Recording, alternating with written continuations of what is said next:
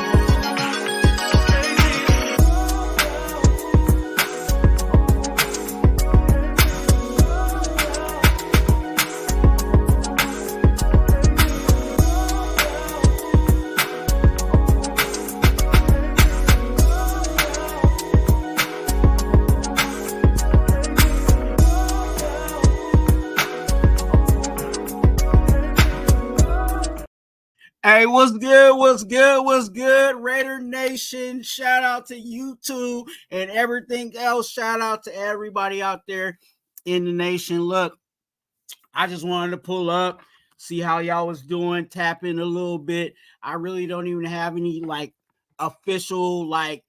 You know what I'm saying? That's why I said I'm here, you here, let's talk.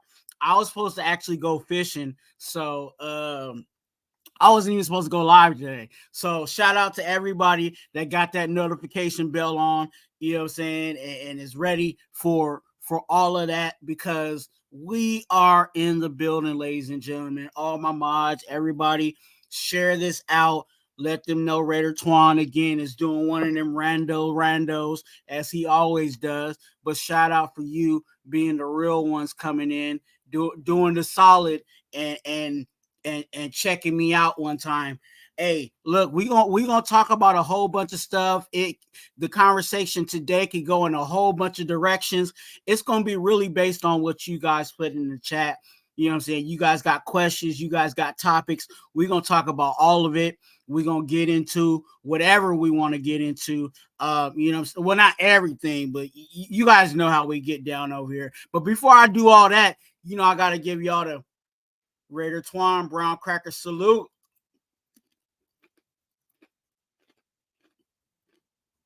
Dang, they're so good. I gotta give me another one. I'm gonna give y'all another one. These brown crackers is good. Y'all need to get some brown crackers. Holla at me. I am your official supplier of brown crackers, the CEO of brown crackers. And if you are a company that manufactures these, holla. You feel me? Yeah, boy. Hey, shout out to everybody. Look, much love. I'm about to be over here eating. I just warmed me up some food. we really gonna chill right now. We really gonna chill. We're gonna talk. You know what I'm saying? We can talk Raider football. We can talk about life. We can talk about NFL. If you guys got questions about fishing, you know what I'm saying? Whatever. You know what I'm saying? Drop it down in the comment section. If you're interested and want to know about kidney disease and the stuff that I go through medically, also look, we're going to talk about it, okay? For sure. Miles, go ahead and drop this out. If you can, that would be awesome. I got my little, you guys can't see it, but let me see if I can.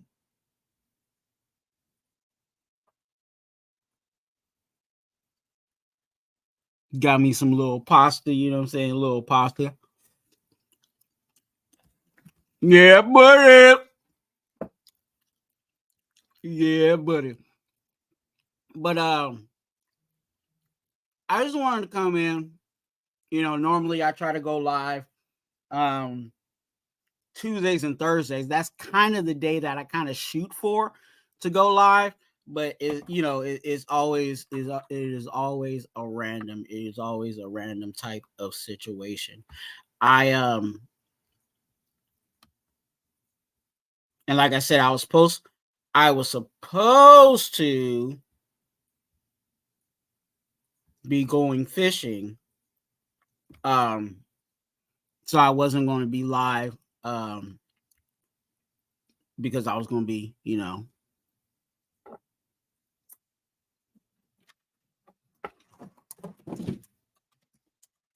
grabbing one of these dogs.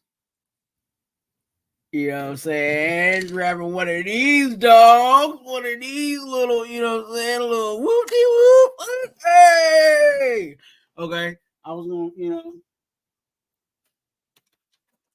get out there and put a hurting on some fish.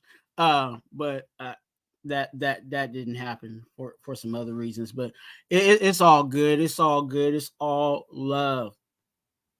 So definitely, you guys go ahead and, since you guys are in here, go ahead and put your, you know what I'm saying, put your questions in the chat, your thoughts in the chat. We can talk Raider football. We can talk about life.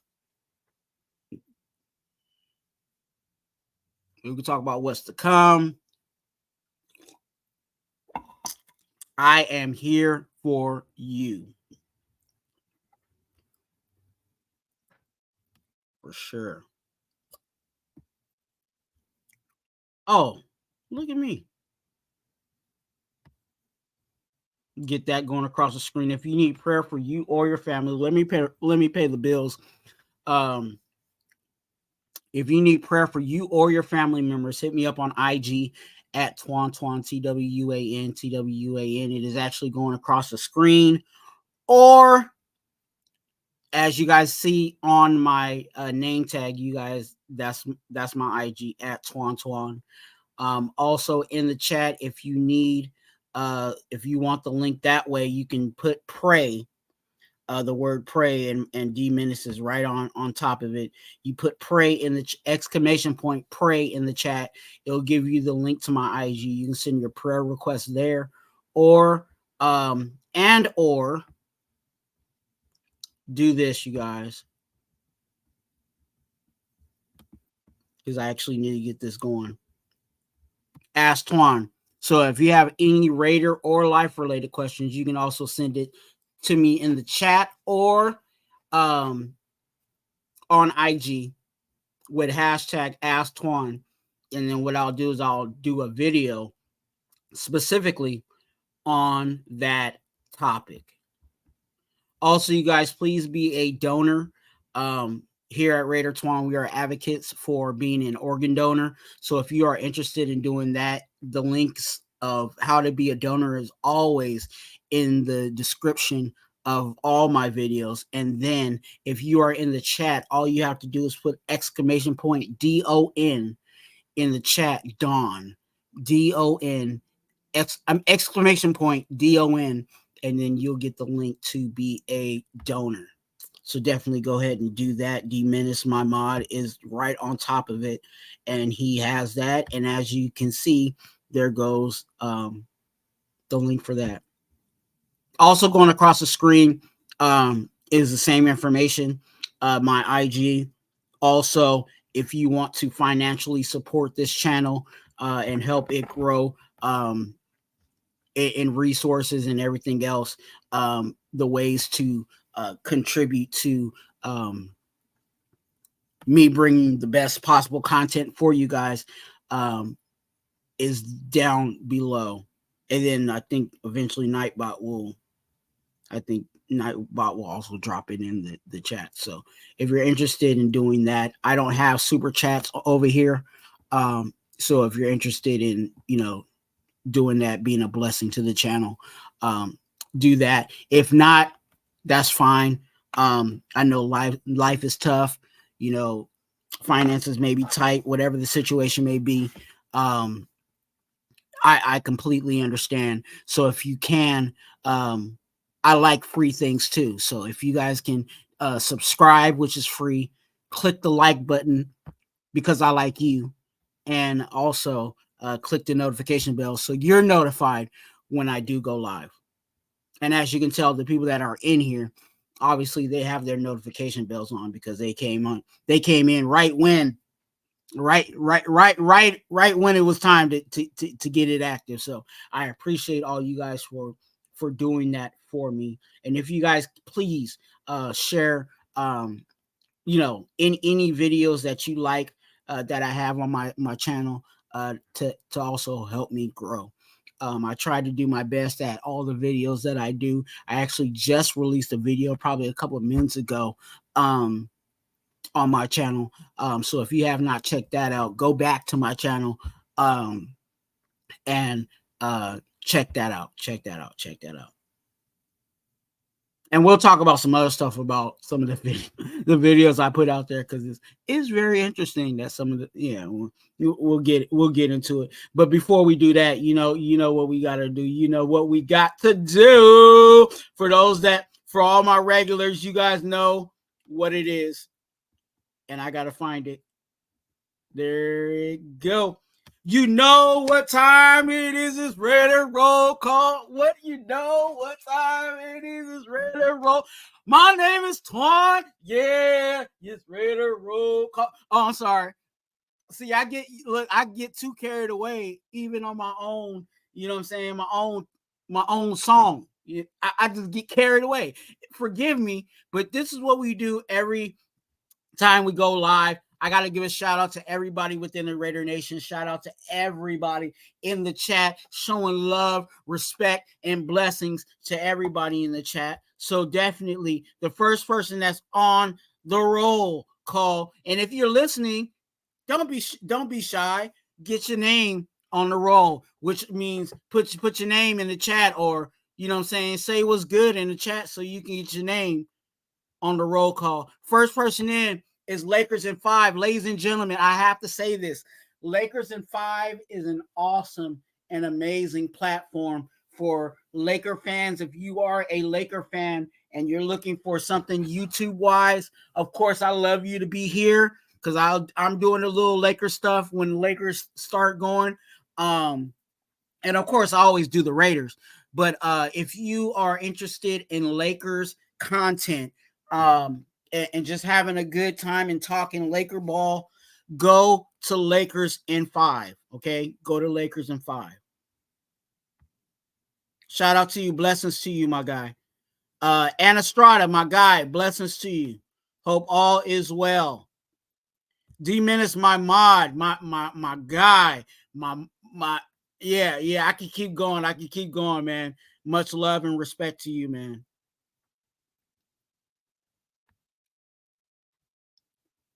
We got Chad in the building. Chad, blessings to you. I hope all is well. Thanks for coming in. Nightbot is doing her thing.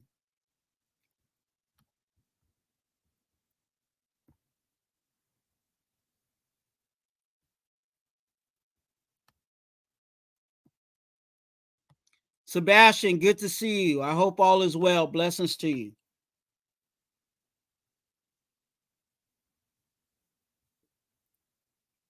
Okay. All right. Okay.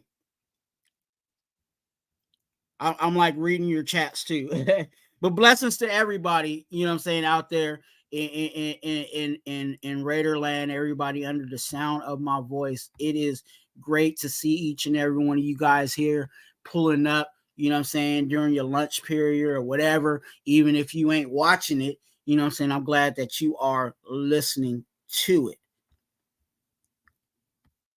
Raphael, good to see you. I hope all is well. Blessings to you. Now I'm going to start really looking at what you guys got.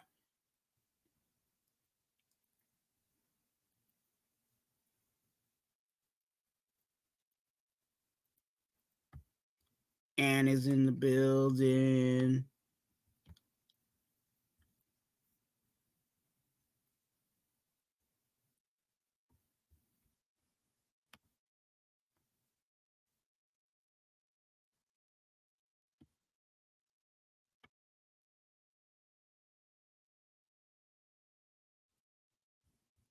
Also, like I said, this is gonna be a lot of Q&A stuff. So do I Do I do deep sea fishing? Yes, I do. Yes, I do. And because I live in the Bay Area, um, it's actually very easy. I can go out of a few places. You know what I'm saying? They have these charter boats you pay, you know, um, you pay to go out and do that. I actually have a few.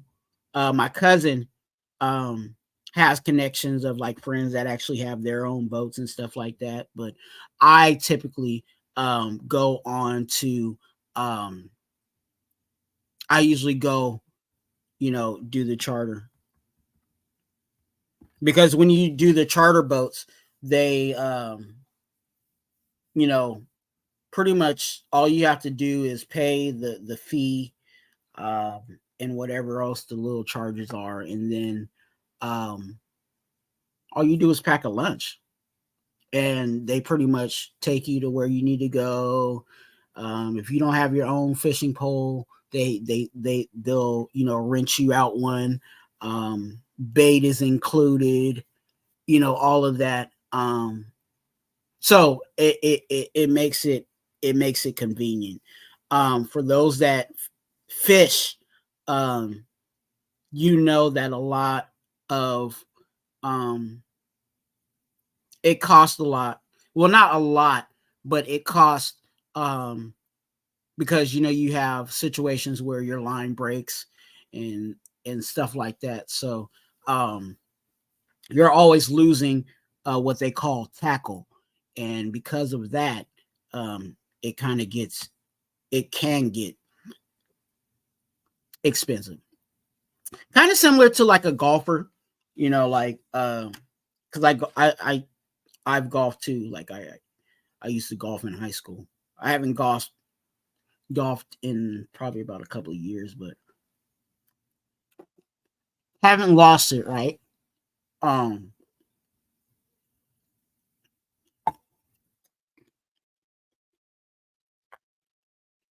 the kind of similar to a golfer.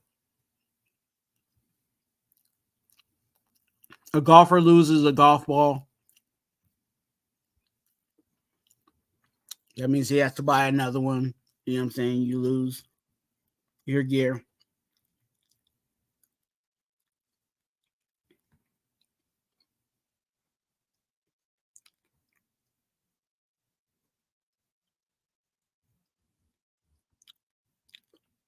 And put up a good question. What do they have to do to bounce back?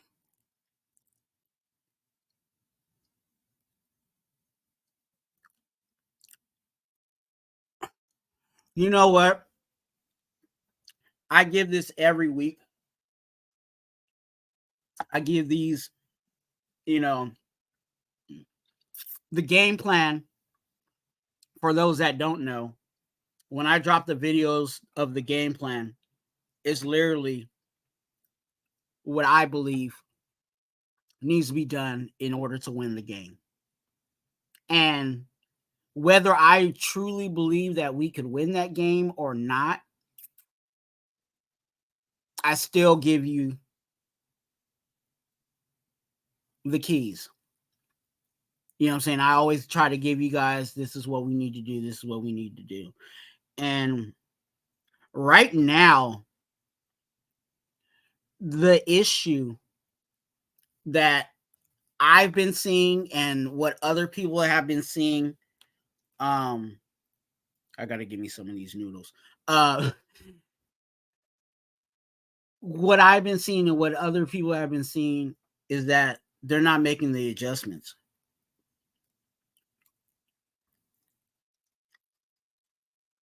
And that's not necessarily on the players, even though the players have a part in that, and even though the players do have a role in that, it really comes down to the coaches.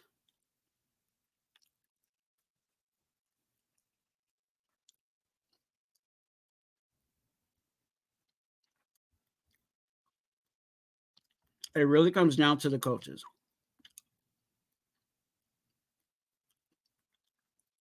And until that happens, it's going to be tough, you guys. And also, you guys, I want to say this, because I know, you know, as much as I be on the screen, I also am aware of what goes on. Not all the time, but I'm aware of what goes on in the chats. And when I come up here, especially on, and I can't speak for everybody's channel, but I can only handle what I can handle, right? If and when I do come up here, I'm trying to give you guys my analysis of what I see in regards to this team and the NFL. I don't only just look at the Raiders, but I actually look at the entire map of the NFL. Now, do I know more about other teams than I know about the Raiders? No. I can guarantee you and promise you that, because a lot of my studying really goes to my team. But I do look at the NFL. I do watch other teams. And when I come to you and tell you what I think, I want to make sure that it is the most possible correct answer I can give you, to my knowledge. So if you ask me, did I think, hey Twuan, I need to place a bet on the Raiders versus the Bills. Who do you think is going to win the game? I'm not gonna put, I'm not gonna blow smoke up your behind and tell you what you want to hear. I'm gonna tell you the truth. And sometimes the truth is not one of those things that we don't want to accept or take in, but it's the reality. And I also here at this channel, I want to warn you, if I see that you're about to run into a wall. And I'm using that as just as a, as a example, or as a, if I see that you're about to run into a wall, I feel like it's my duty to say, hey, be careful, or hey, if you do this, this might be the result. I feel like that's my job here on YouTube. So when I come out here and I say, hey, like I said last week, and I was right. There I go, being right. But, some people were mad at me because I was being factual. I said, hey, if we play like we played against the Broncos, against the Bills, we're going to mess around and find out. And guess what? We messed around and found out. I was getting killed all like about 2 or 3 lives, because I went live 2 or 3 times. I was on 2 for 1 podcast, obviously with me and Eric on SE. Then I was live with Dirty. and was getting killed for saying exactly how it went down. Now, did I also put out the facts of, hey, we could win the game? There's a possibility that we could win the game? Yes. Because as a Raider fan, there goes the fandom in me, I always have a hope that we will win the game. If we do what we need, if we take care of the certain things we need to take care of. But the YouTuber in me,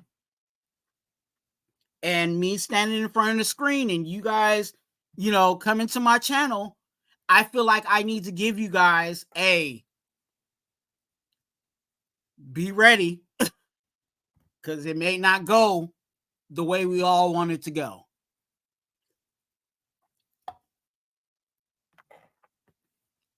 And I'm going to do that all season, when necessary. If there's a team that's out there and there's something that they got that, might be tough against us, I'm going to let y'all know, hey, look out. Look out for this. Watch out for that. That's a part of the videos that I do. Not just lives, but the videos I do. The video I do on the game plan that I do every week, that I'm intending to do every week. Before the game, I try to give you guys players to watch out for. Things to look out for. And what I believe we need to do in order to win the game. I do that every week. And if you look at my last game plan against the Bills, go back to that video, you'll see what I said. And the stuff that I said, they didn't do. And there were certain things that we were asking even after the game, like, dang, I wish they would have did this. Guess what? I said it on the game plan. So there's a lot of things that I put out, and I'm not here to boast or brag, but there's some things that I put out, and I'm pretty much on for the most part. I'm not saying I'm 100% all the time, but the stuff I've been dropping lately is kind of factual. I was week one, when everybody was talking about, oh, we're about to blow out the Broncos. I said, I don't see a blowout. I see us winning, but I don't see us doing a blowout. And people were like, what? You're not calling a blowout on this? No. Was it a blowout? And who was calling for a blowout? Keep that in mind, you guys.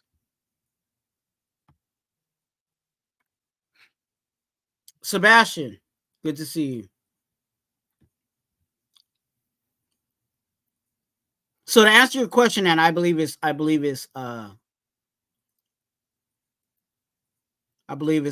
right now it's the coaching. The coaching got to be better. There goes the link to Lakers in 5 if you guys are interested in subscribing to a Lakers channel, a really good one.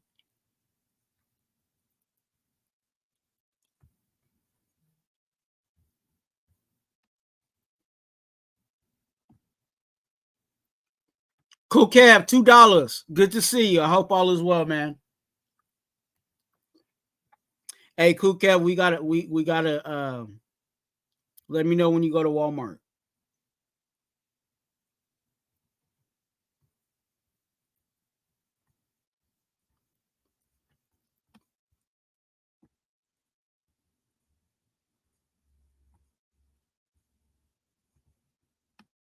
Yeah, I can't believe I was getting killed last week for for being right. Did I want it to be that way? No. But I also don't want to be up here telling y'all, you know, almost like, okay, Charles Barkley does this on TNT. He be like, uh, uh, uh, the Mavericks is gonna win, guaranteed. Like, nah, I ain't gonna come up here telling y'all. So, I'm not here to blow smoke up your behind. I'm not, what I'm saying. I think the Raiderettes do a great job, and I'm talking about the real Raiderettes. They do a great job on shaking their pom poms and cheering, cheering on the team. I'm not here to tell y'all we gonna go 17-0. I'm here to tell y'all my assessment, and of course you guys can make your own judgment. Arkham, good to see you.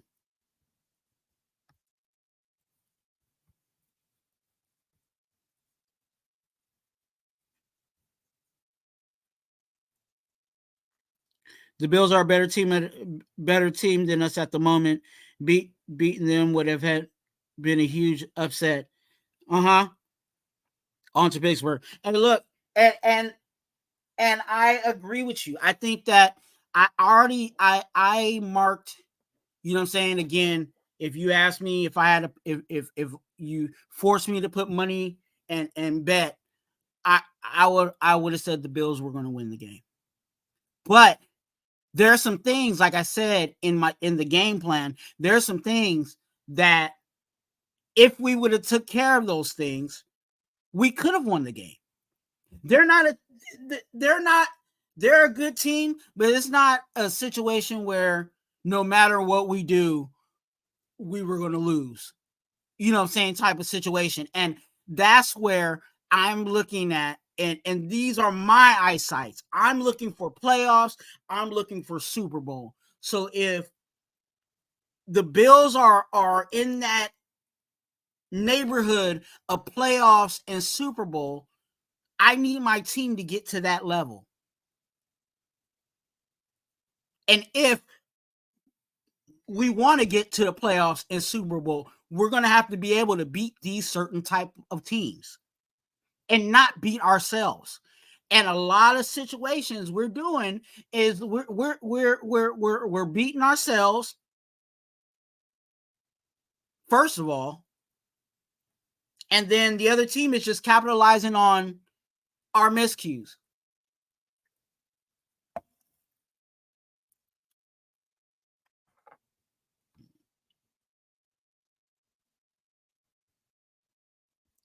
And it's interesting because there's mixed reviews on that Arkham, because there was people last week that was saying Josh Allen is trash.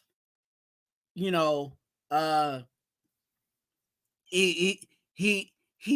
throws, of course he's the highest percentage in turnovers and everything else, because they saw what he did last week.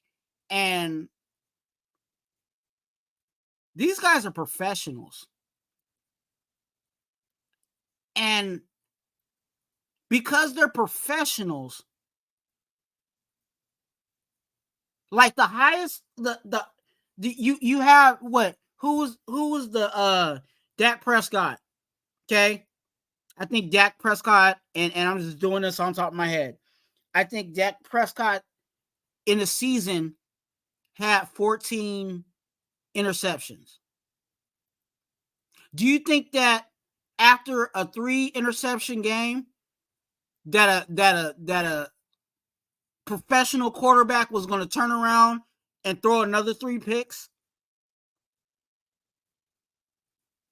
It doesn't happen like that, yo. And yes, it was wishful thinking, and yes, it would have been nice for him to have those troubles and everything else, but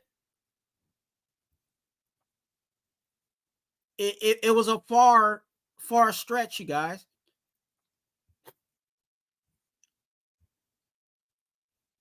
It was a far stretch.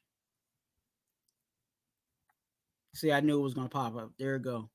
If you guys are interested in blessing the channel, please do so there. There's actually 2 ways you can get involved. For JT, good to see you.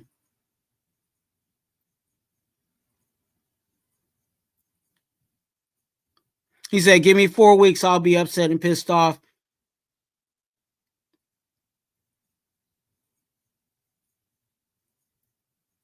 Posted that I was freaking right. Look, hey, and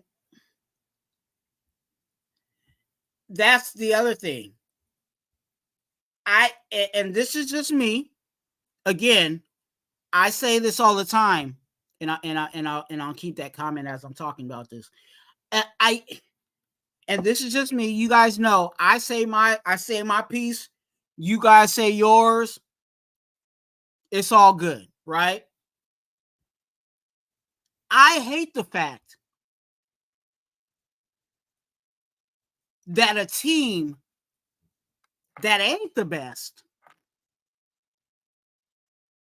let's be honest here, a team that ain't the best needs 4 games to warm up before we start really getting into real football.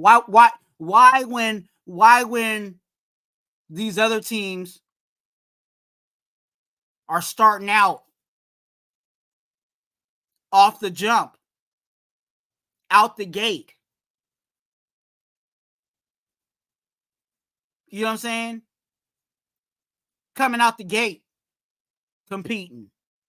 I'm not saying solely winning, but competing hard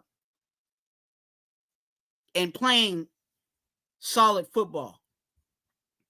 Why do we have to wait for Tyree Wilson to have his preseason in the regular season?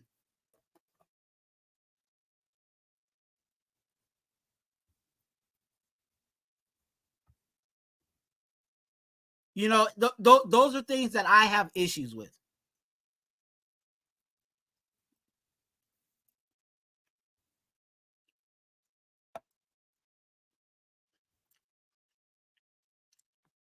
It's almost like we might as well start 0-4 before we really have a chance to play some good football. And that's if we play good football, right?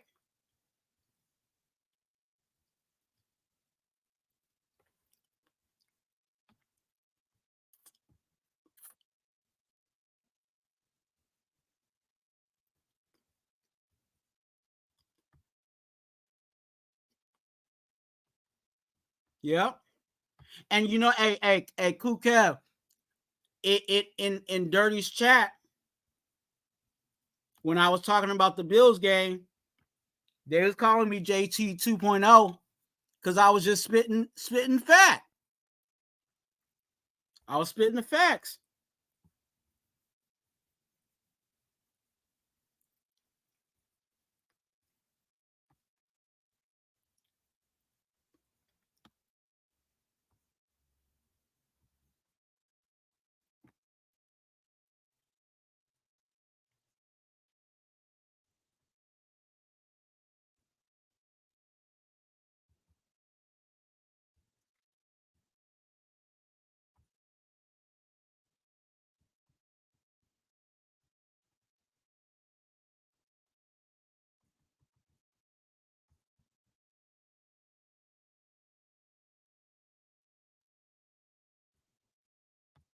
Hey, hey, Cool Kev. Hey, let's do the Walmart. You know what I'm saying? Let's do the Walmart like back in the day. Ski Mask Kev. Hey. Oh, that's funny. I can't wait. I'm reading you guys' chat, you guys.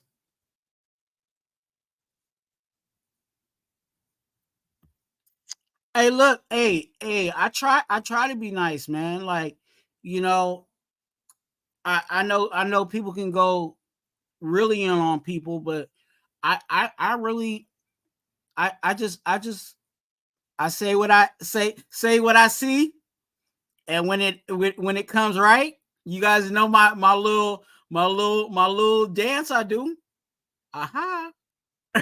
Like that hey, that's all I'm trying to do is be as informative and insightful as possible to you guys, so you guys are not surprised when certain things are popping off.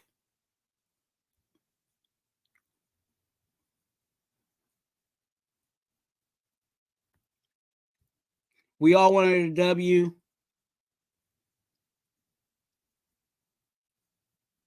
but thinking we were going to blow out the Bills was delusional. Yeah, I predicted an 8 to 10 wins. And Arkham, that's where I'm at. I on Dirty's live, because Dirty did before I put up my channel, and for the season, I said,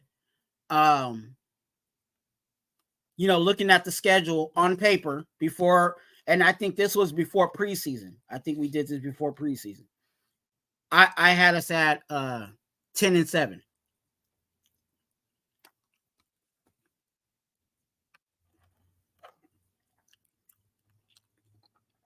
10-7.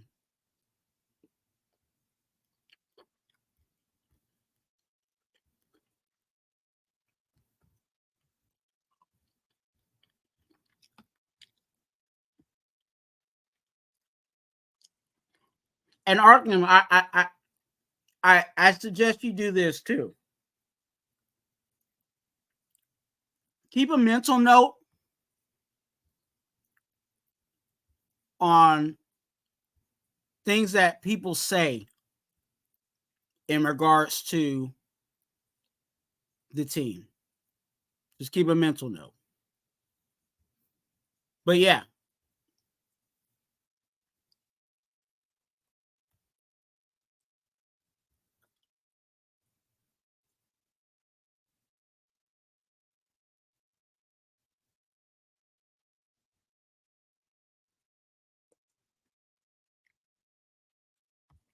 JT says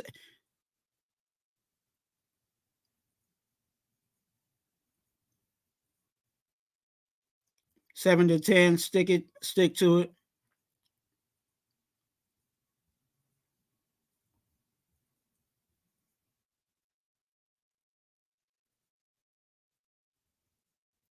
And you know what?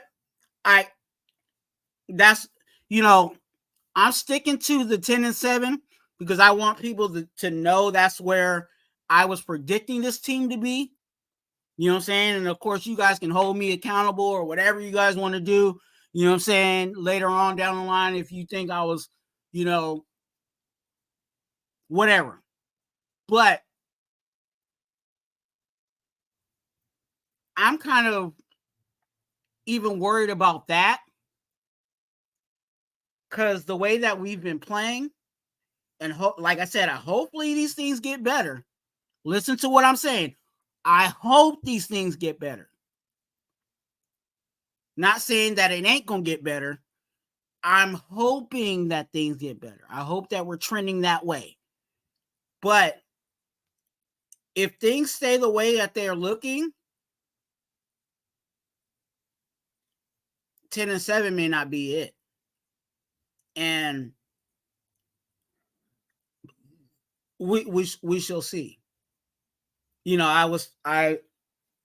Another content creator I watch is Hondo Carpenter. And Hondo Carpenter is a beat writer. But he does a podcast show on his YouTube. And on, like, there's a line, right? As a beat writer, certain things you can say. as a beat writer, but when you're on your own, then you can really speak how you feel. And Hondo said a few things in regards to, the past 3 games. It was expected that we beat the Broncos. It wasn't expected that we were going to beat the Bills. Or I'm not saying the team. This is his views. He didn't expect us to beat the Bills. But he expects, no matter what, that we should beat the Pittsburgh Steelers. And he was saying the same stuff that I've been saying, and a lot of other content creators that I'm around have been saying, is that they need to make those adjustments. Those adjustments are key to our game.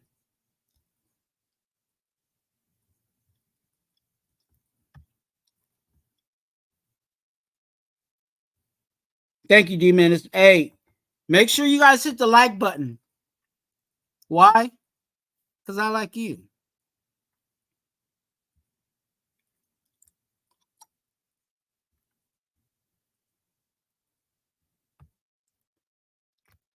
I think we can get the last 2 seeds of Jets, Patriots, and Steelers. Collapse also. The Chargers can't fold. Yeah, you know what? Hey, Kukev, there's always, and that's the other thing, there's always the possibility, there's always the chance, but you have to take care of, like, there's certain matchups and certain things that you have to take care of, you know what I'm saying, to help you down the road.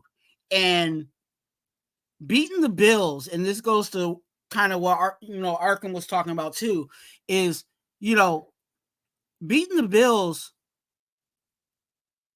helps us, yes, in the win column, but because that team's in the playoffs, you want to beat certain teams like that, because at the end of the season, and we go through this all the time, we always go through at week 14 or whatever, we're like, oh, if we would have beat the Colts, we could have got that playoff spot because they beat us in tiebreaker.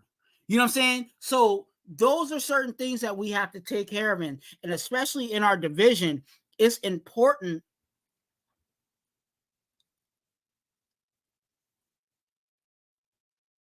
It's important that we take care of those things.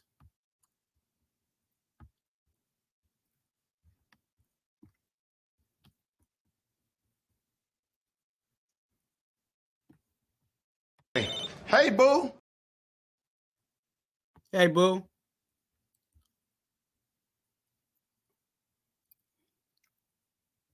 We are not 0-2. And that is a good thing. We were close to being 0-2, but we're not 0-2. We are not 0-2.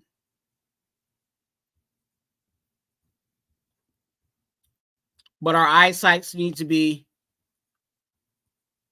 higher than in play. Needs to be higher than what we've been seeing.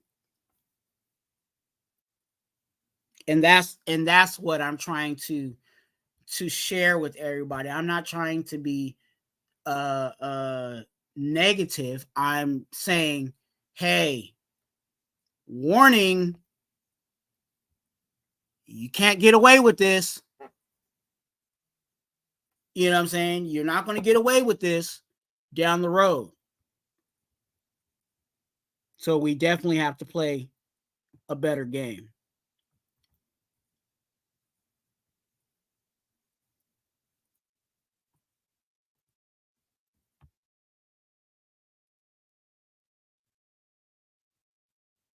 He's giving his prediction of the game.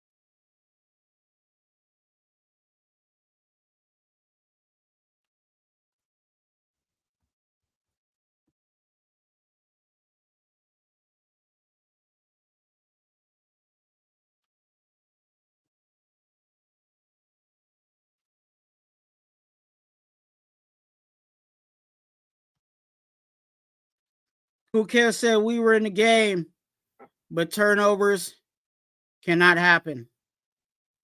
Yep. Throwing the ball in the traffic costs us big. Yeah, and I said this last night, and this is just factual. The way the team is set, the way the team is constructed right now, we don't have room for error. We don't have room for error on anything. And we were talking about, the quarterback specifically, because we always want to, look at the quarterback and identify the quarterback. And the quarterbacks, any of the quarterbacks, we've been for the past 20 years, the quarterbacks we've all had to have our quarterbacks play a perfect game in order for us to win. And last week, like I said, I identified that the game was going to be over by early third quarter. Because when they scored in the second half, it was scored in the first half, the second quarter, and then they came back out again and they doubled up. I was like, yeah, that there's almost no way that we'll be able to overcome that. Not saying that our offense can't put up the points, even though they didn't that game, but our defense, yeah, they weren't holding anything. So, holding any points. They weren't, holding the other team from scoring. So because of that, the game is already out of reach at that point. And I think we're going to run into that all season until our defense turns it around. Starting with the D-line. It has to start with the D-line. It can't just be Max Crosby.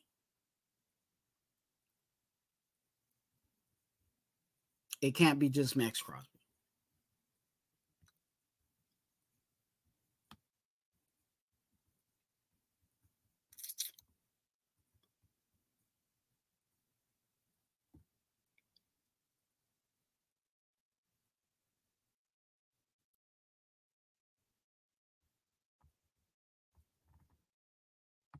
Yeah, that's where I'm at. I'm hoping. I'm hoping they get better.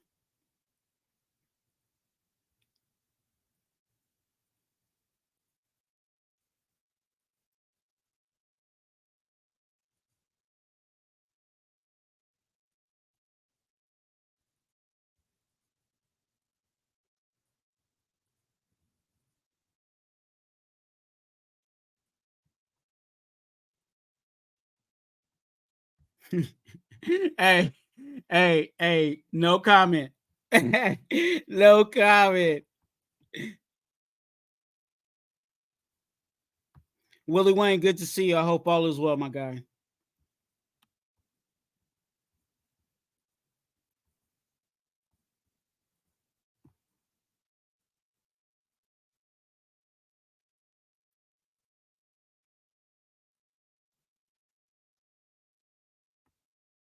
What narrative?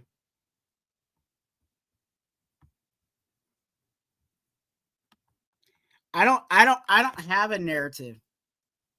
I just look at where we are and my expectation. And my expectation is playoffs and Super Bowl. So when I see that we barely beat the Broncos, that wasn't at full strength, because they were banged up, but also identify that team as the bottom of our division, that's not playoffs and Super Bowl. So if we're barely beating them, when we play these playoff teams, they're going to embarrass us. And that's what happened with the Bills. Because we played like we played with the Broncos, but we got blew out. And that's what playoff teams do. They capitalize on your mistakes. And that's what's going to happen if we don't make the proper adjustments and move forward. I don't have a narrative. I just call it the way I see the game. And I'm optimistic about us winning games. I don't do the game plan just because I just want to put out a extra video to get views. I put out the game plan because I say these are things that we need to look at. These are things that if we do, we could win. Now, if you go back to my video, you'll see certain things that I said that didn't happen, and then you see the result.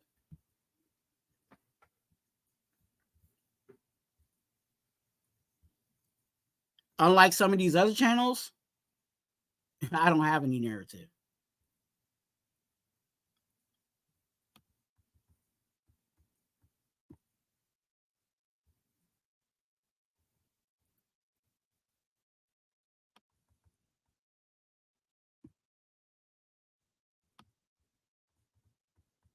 Now, the positive right now is that the season's early. Right now, we're currently still first in the division.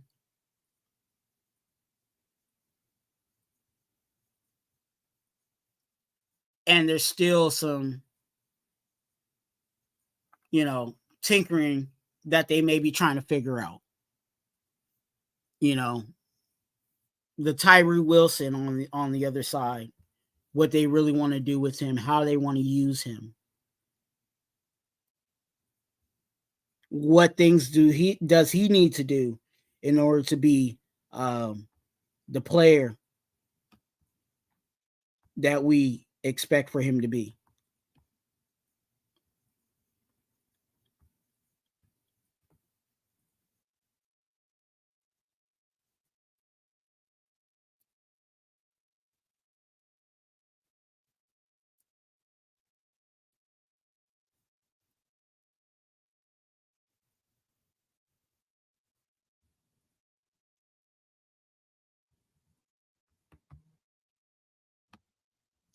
You guys got any questions? Go shoot them in the chat. Remember, you guys, click the notification bell, click like on this video. Why? Because I like you. I just dropped the video like probably like an hour and a half ago. Go check that out.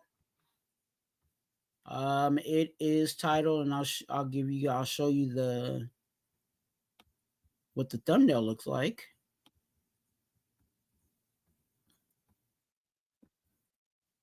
Who ate the brown crackers? For those that don't know who ate the brown crackers is when I identify a player every week, win or lose. I identify a player.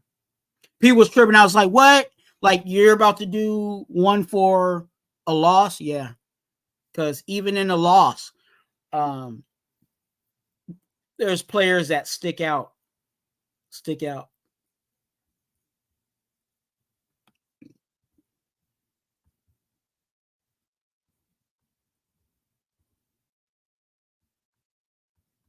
What else was I going to do?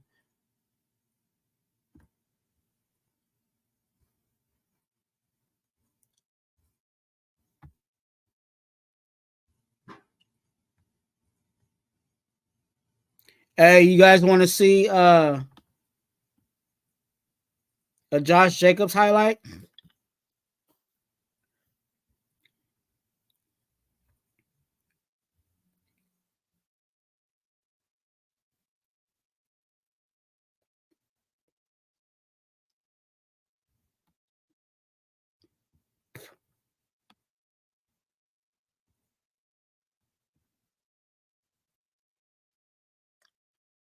Yeah, trying to find it.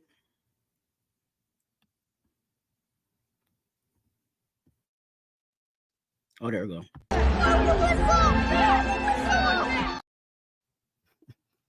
There goes Josh Jacobs.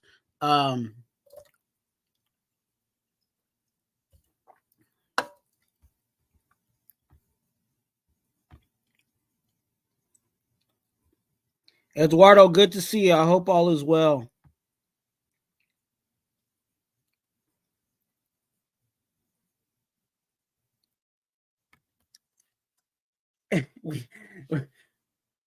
we gained the yard and then he got tackled. He got tackled behind the line, so he got nicked.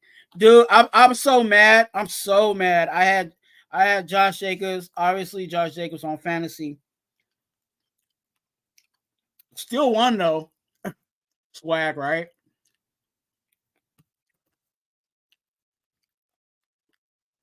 How does your in fantasy? How does your how does your main how does your main running back go -2 yards and you still win the game? You still win the fantasy game. Swag. Right? Aha.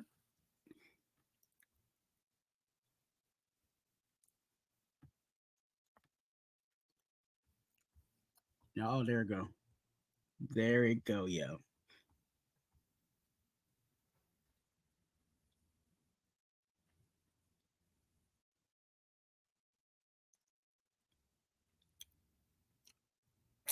Hey, are you working?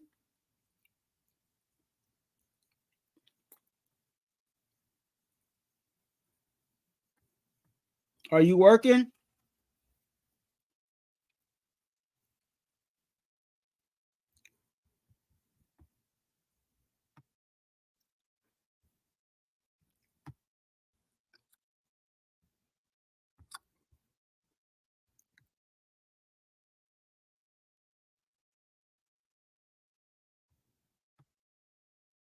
Here, I'm not ignoring you.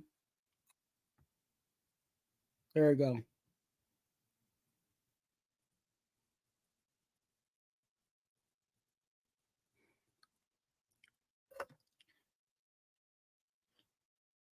I'm not ignoring you.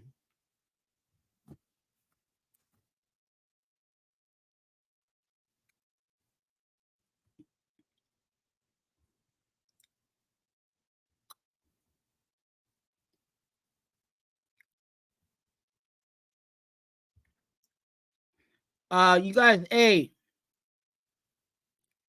I have and I got to figure out how to do it. Um let me try to do it now since you guys are here.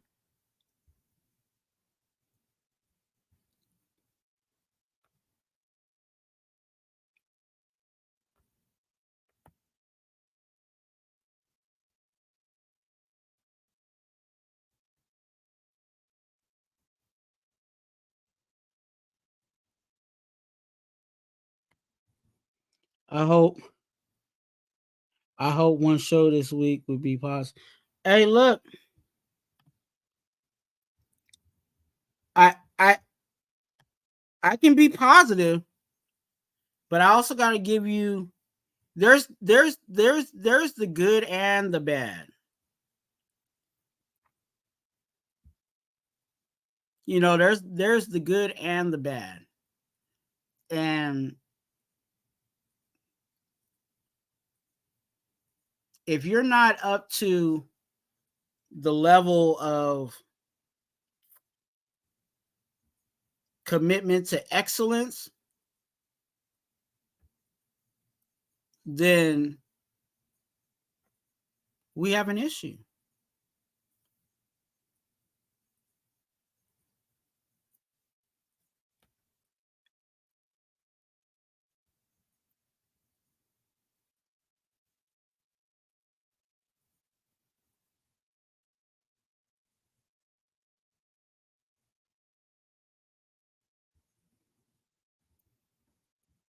Hey, if you're free, hit the StreamYard. Boo.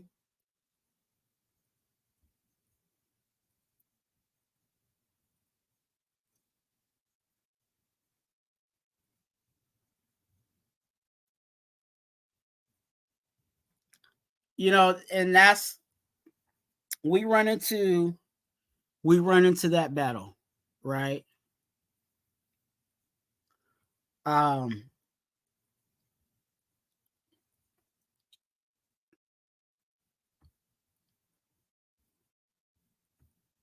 we run into that battle. I had I forgot to pull up the here I go.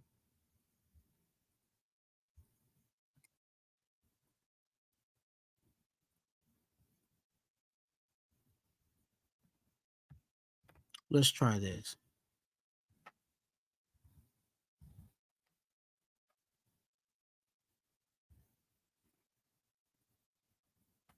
See if Nightbot does something.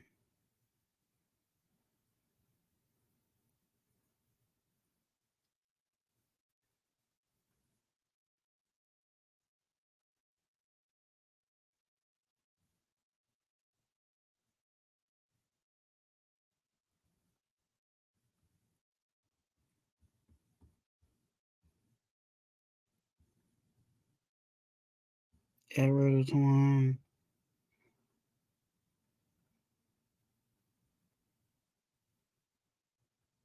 All right, I guess it ain't gonna work, but whatever. Hey, you guys, I want you guys to this is like I said, this is a random whatever show. If you guys got any questions or if you guys got any comments, go ahead and put it in the chat.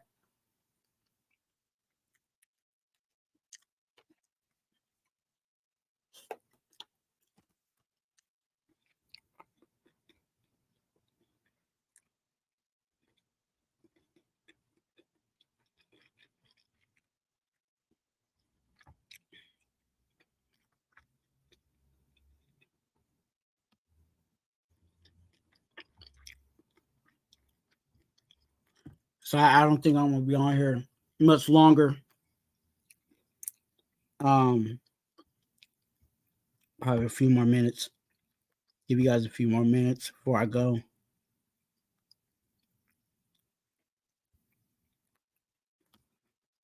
You guys make sure you guys check us out Thursday. That's right. Thursday we will be live with the 2-for-1 Nation podcast with me and Eric from the SC Experience.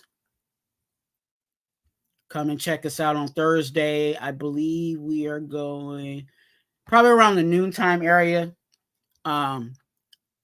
The noontime area. Definitely check us out. 2-for-1 Nation podcast. Do you guys like that? Do you guys like this? The thumbnail? Let me know what you guys think in the chat.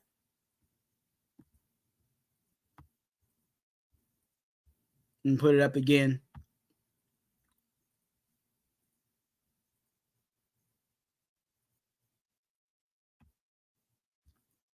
Let me know what you think.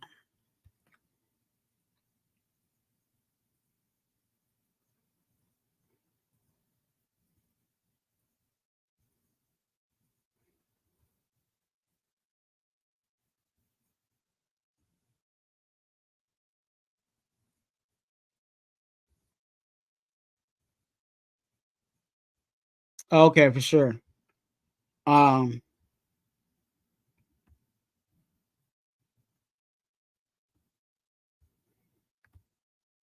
Isaiah is yeah. I saw him and I got to go back and I like to watch the game at least 2 or 3 times. I thought I saw him out there.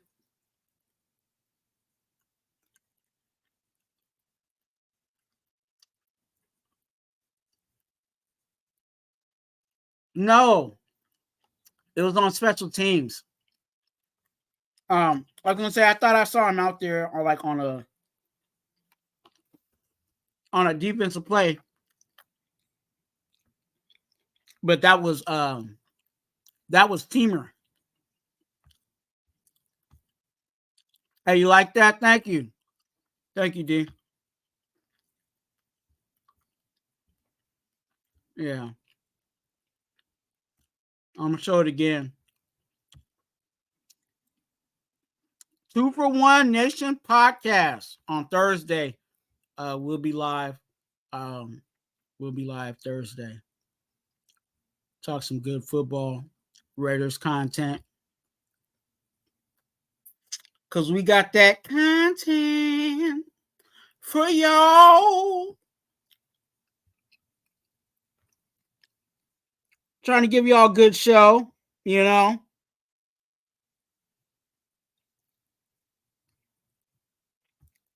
Steelers going down. Hey, if we act right, we got it.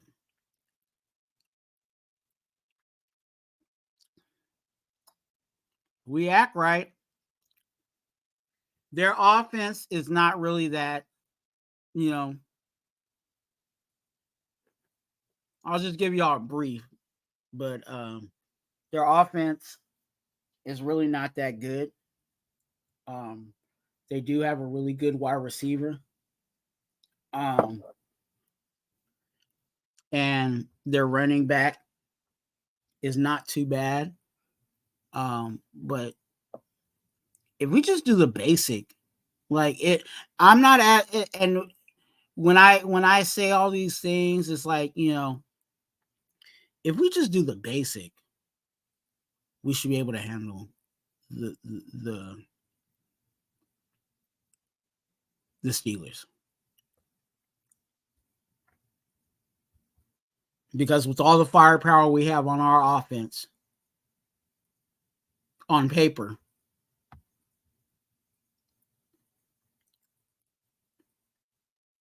and again, our defense is not the best, but if their offense is not really the best either. So it's going to be an interesting matchup. I'll just say it like that. But I do. I'm expecting a win.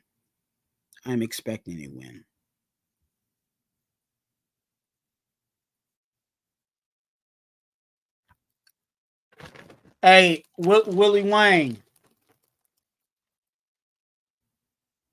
We don't eat Wheaties. We eat brown crackers.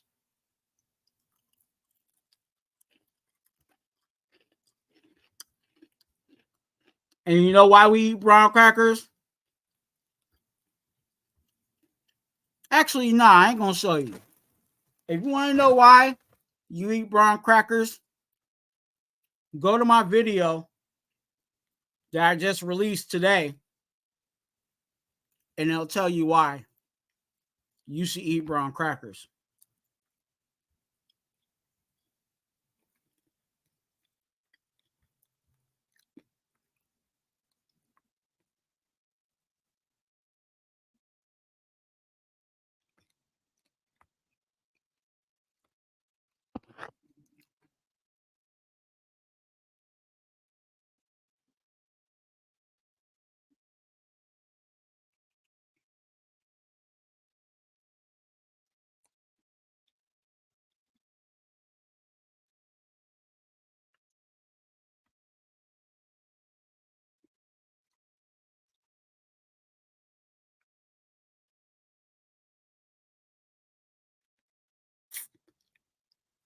part of, and I get that. Like, you know, you don't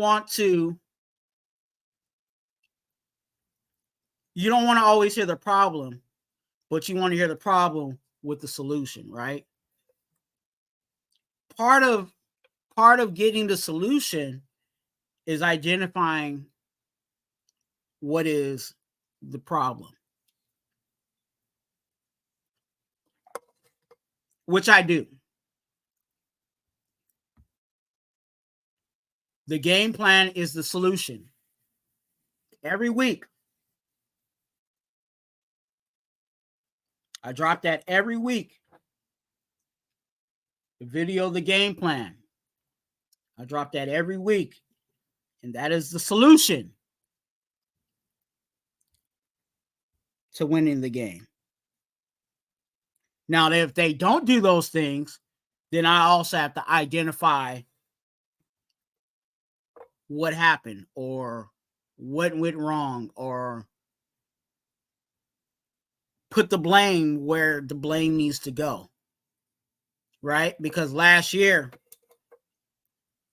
there was a lot of blame put on certain people, not just one person, but certain individuals, and it really wasn't even on them. There was people bashing, you know what I'm saying, Josh McDaniels, when it really wasn't McDaniels, but it really was Dave Ziegler. Or people was bashing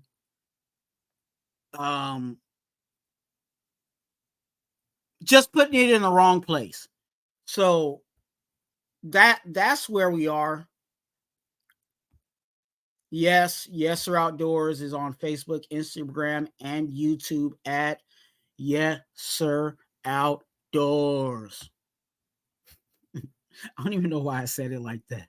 YESSIR Outdoors.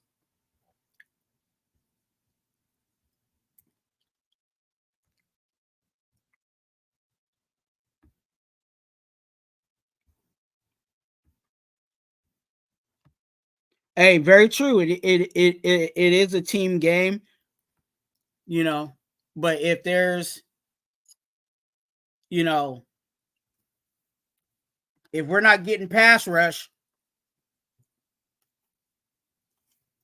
which we're not right now, who does that fall on?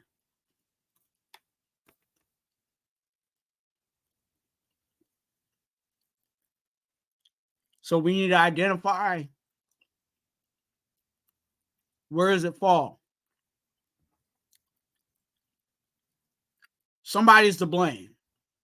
Of course, we are a team, but somebody's to blame.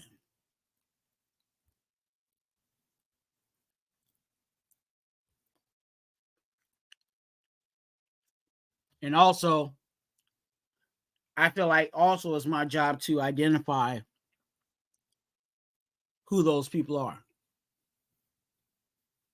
And I said that when I first started this channel. I said, look, I'm going to look, I'm going to observe, and I'm going to identify who the blame goes to. And also I'll be like, hey, I don't know. I can't call it. You know what I'm saying? I'm okay with saying that I don't know. I'm comfortable with saying to somebody, I don't know this, or I don't know that. So with that being said, it's still a figuring out situation for me. Is it the players? Is it the coaching? Only time will tell at this point.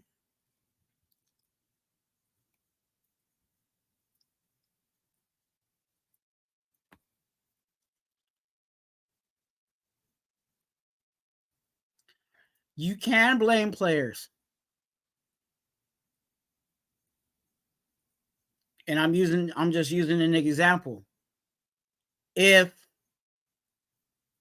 Trey Tucker drops the ball, is that on the team?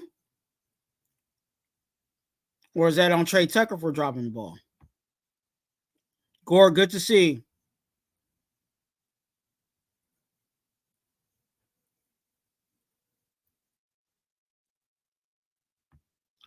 Cash said we winning next week. Good to see you.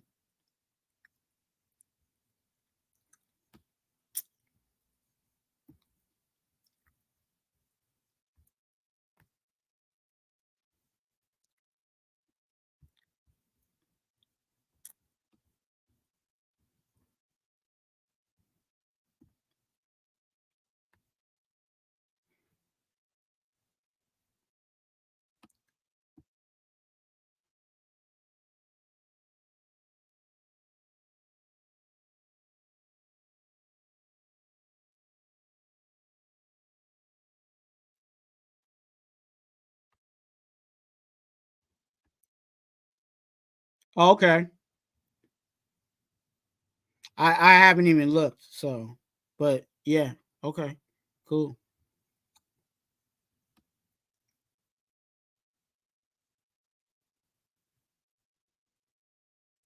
Yeah, and you said that, Cash, you said that um, we're gonna win, book it. I'm very, like I said, I'm very hopeful that we win, but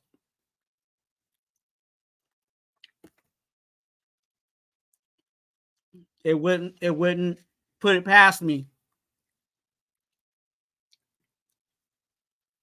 You know, I gotta give you guys the warning, right? One of the bigger, and I'll talk about this in the game plan coming up. Even though, well, obviously it's early this week, I don't drop that until later, but um, something to be very careful for um, is their D line versus our offensive line. Um, but I still am. I marked this game. Um, I've marked this game um, as one I believe we can definitely um, win. And I'm saying that when I say that, I'm saying it in the sense of if I had to put money on this matchup, my money would be on the Raiders. My money would be on the Raiders. Because I'm one of those people, and I'll say this in regards to me putting money down, my fandom goes out the window. You know what I'm saying? I'm not, look, you tell me that this team is going against the 2000 Baltimore Ravens, I'm going to be like, look, go ahead and give me, put 100 down on the Ravens. That does, hey, look, that's just it. You know what I'm saying? So when I call, like, yeah, I think we can win this game. That's like me putting money down on it. Like I'm putting money down on this is the game that I've marked that the Raiders would win. But if you asked me that last week, I would have been like, nah, I ain't taking that. I ain't taking that bet. Well, I'm gonna have to put money on the other team.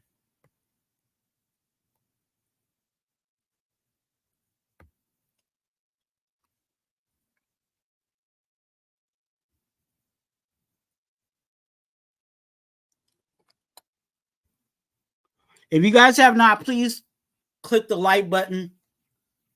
Why? Because I like you. I like you. And I'll say this. Okay. Um, I'll say this before I bring up my guest. I thank you guys for all the love and support that you guys give this channel. My mind is I'm very humbled. And I don't take everything for granted. I did not expect, and I'll tell you guys what I'm at. I'm actually at 200 subscribers on my channel, and I just seeing that number, you know what I'm saying? And I know there's many more to go. There's many more to come, and I'm not even close to monetization. I'm not even halfway yet. But just seeing that, it means a lot to me. So thank you guys for all you guys do. If you guys can continue to share my content, and again, click the like button and continue to get involved. Continue to get involved, because there's much more to come, and many more subscribers to go on this journey. So thank you guys for getting me to 200 subscribers. Blessings to you. JT, look like he walking his dog. Oh no, I'm just outside walking, you know what I'm saying? Was just singing a little bit. Oh, okay. Yeah, had to warm up, man. It's too cold in that building right now. They got it like around like 68, 69 degrees in the building.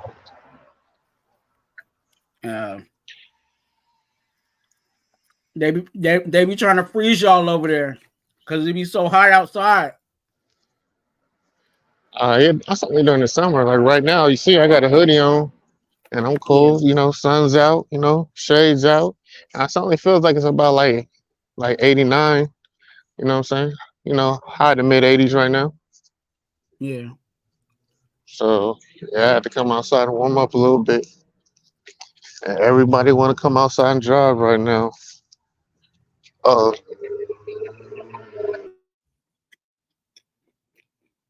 So I had to mute myself. So I had left for a minute. I had to go do some things. So what were we talking about? What you talking about right now? What you talking about, the game plan yet, or?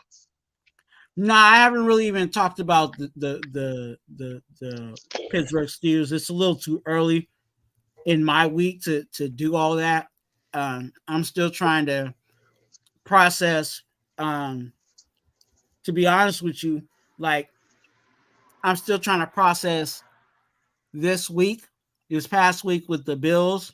Mm-hmm. But to be honest with you, it's like I feel like I need to go back 2 weeks, like because, like I said in Dirty's live, I feel like the Bills did the same thing that the Broncos did. So, well, kinda. They just I guess you could say they just executed. They executed way better than what the Broncos did. But like the game plan, like the strategy on how to beat us, it's almost like a carbon copy. So with that being said, obviously their personnel is a little different from the Broncos, right? They obviously that's going to be a little different, but the steps on how to beat us were already laid out week 1, and they copied that.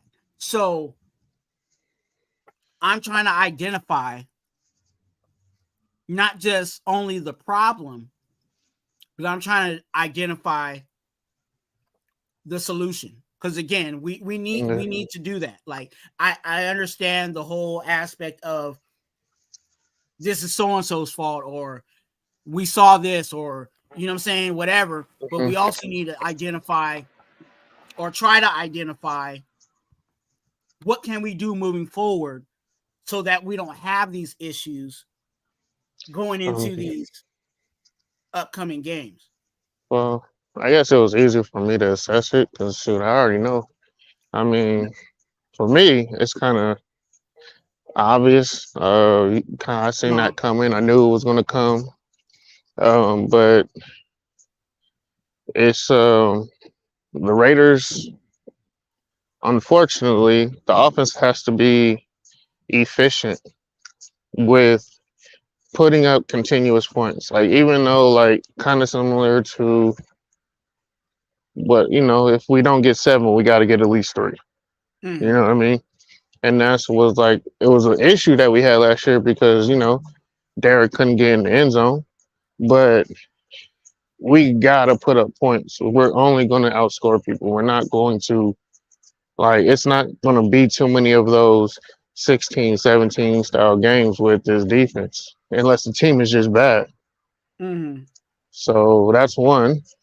The offense has to continuously put up points. I'll be honest, they're going to have to average maybe 10 points a quarter. That type of efficiency. Because they lack the big playability because they have a quarterback who, in a sense, has a dead arm. His ball is going to top out like around 50, 55 yards. So we don't have the big playability where Derek can just chuck it downfield with the skill players, and throw 50-50 balls. Mhm. Jimmy's going to have to be hella efficient. He's going to have to be methodical, and just dissect. He's going to have to be dissect teams, which, I mean, you could do for maybe a quarter or two, but, I mean, you have to do things to release pressure. And the fact that no defense is going to respect his deep ball is going to put your running game always, behind the numbers.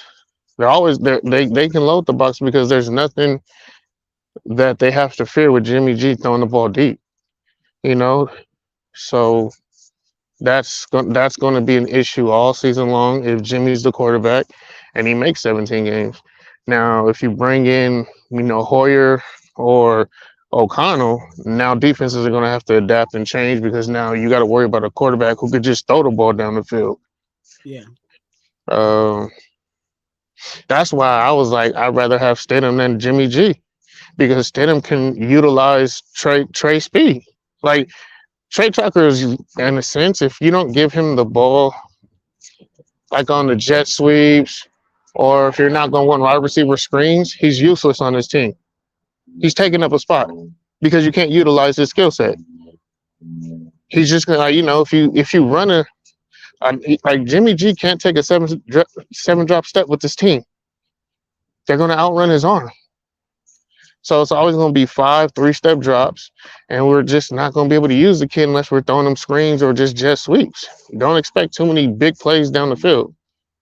Yeah. So defenses are just going to load up. Josh Jacobs, unfortunately, is going to continue to see 8, 9-man fronts. The O-line is going to continue to see that until they prove they can block it.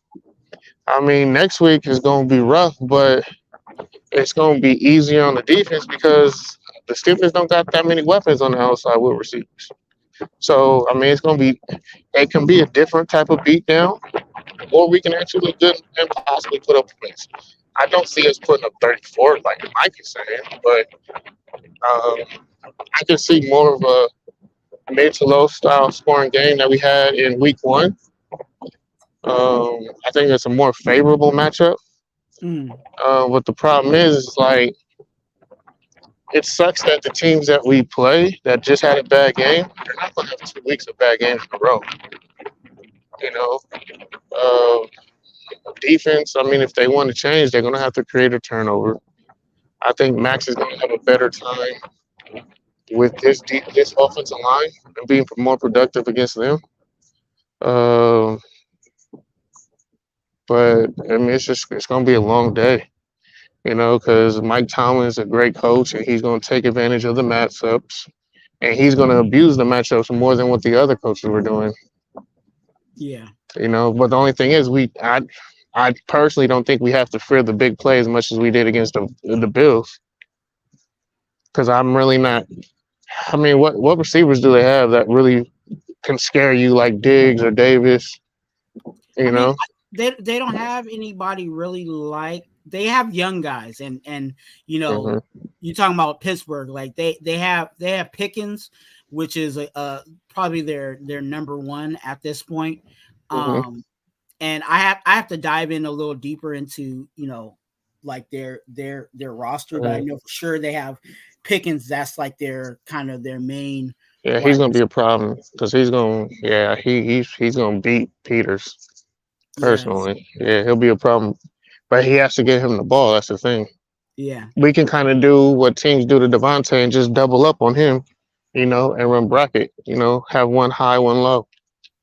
You know, in our corner, and our DBs can do that. They're playing better. You know, they're actually playing a lot better. Even though people want to talk about Bennett, I mean, Bennett's looking good because, in a sense, they're kind of leaving Bennett on the island out there right now, and it's just growing pains. So I like what I see with the DBs.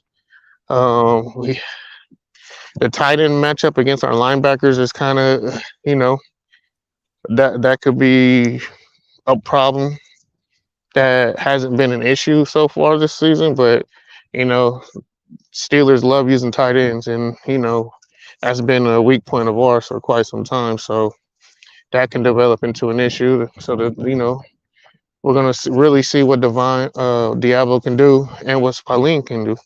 You know, trying to guard tight ends, and you know, Harris is gonna be a big. Harris is their win con, so if he goes off and he gets like 110 yards, then it's probably gonna be a long day for the Raiders.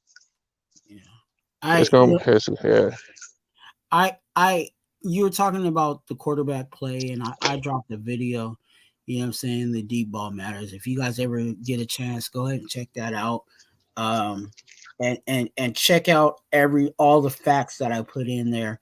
All the information I dropped on that, because stuff JT's talking about is exactly what's in this. Some of the content that's actually in that video.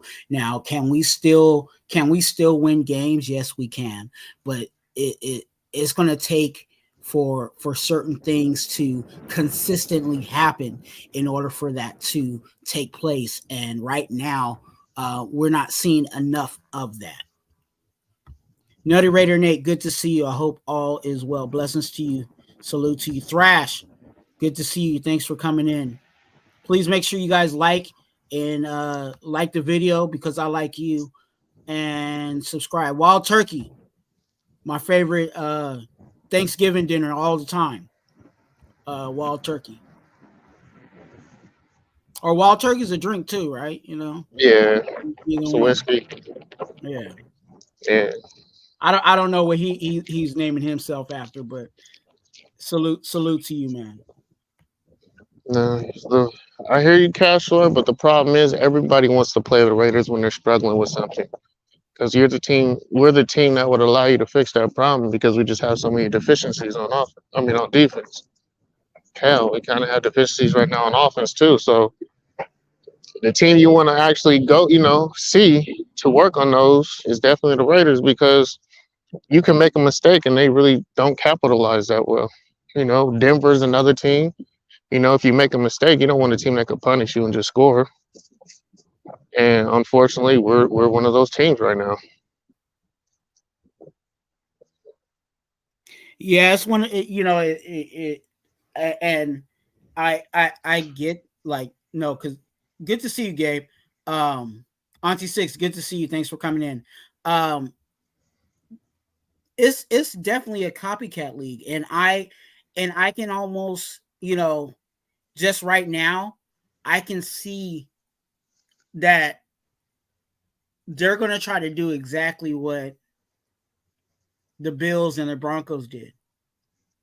Like how though? Because they don't have like the roster that those two teams. Even with Denver's injuries, they still didn't have the playmakers. They're going to make it. They're going to make it fit to their roster, similar to what the Bills did, because the Bills roster is different from the Broncos roster. Yeah, I'll have to look again. Yeah, I'll have to look again at their receivers.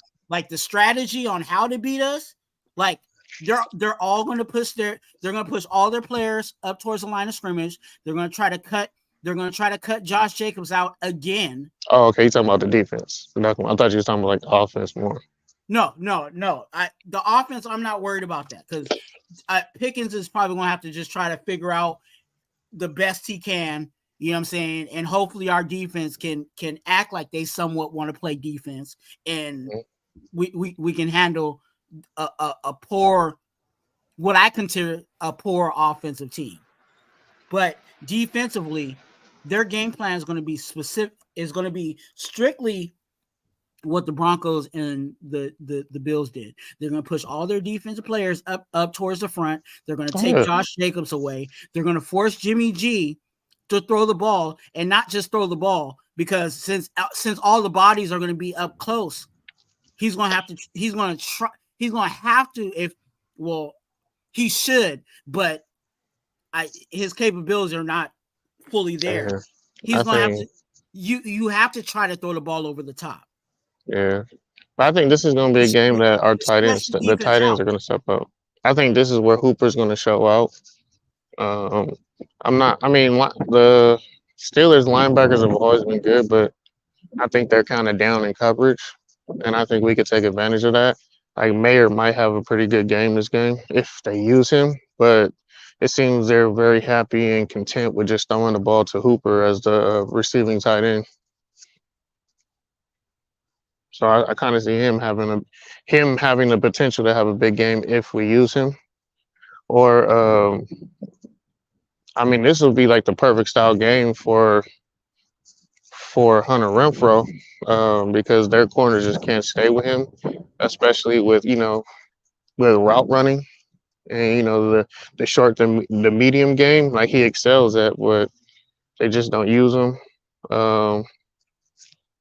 Or even the Carter kid, I see them bracketing Devontae all game. They're gonna have over the top, and if Jacoby Myers comes back, but I don't think he's gonna be able to play. You don't think so? Nah. Sorry. Until I hear medical staff clear him, I'm cool. That's the other thing. I don't want to hear my coach. Like the coach has been misleading too many times just to hear him talk about shit. Until I hear the medical staff or the NFLPA or the NFL say that they're cleared, feeling good and being good. They said that shit all during the preseason. And then people weren't practicing and this and that, but they look good and feel good. But I don't want to hear that.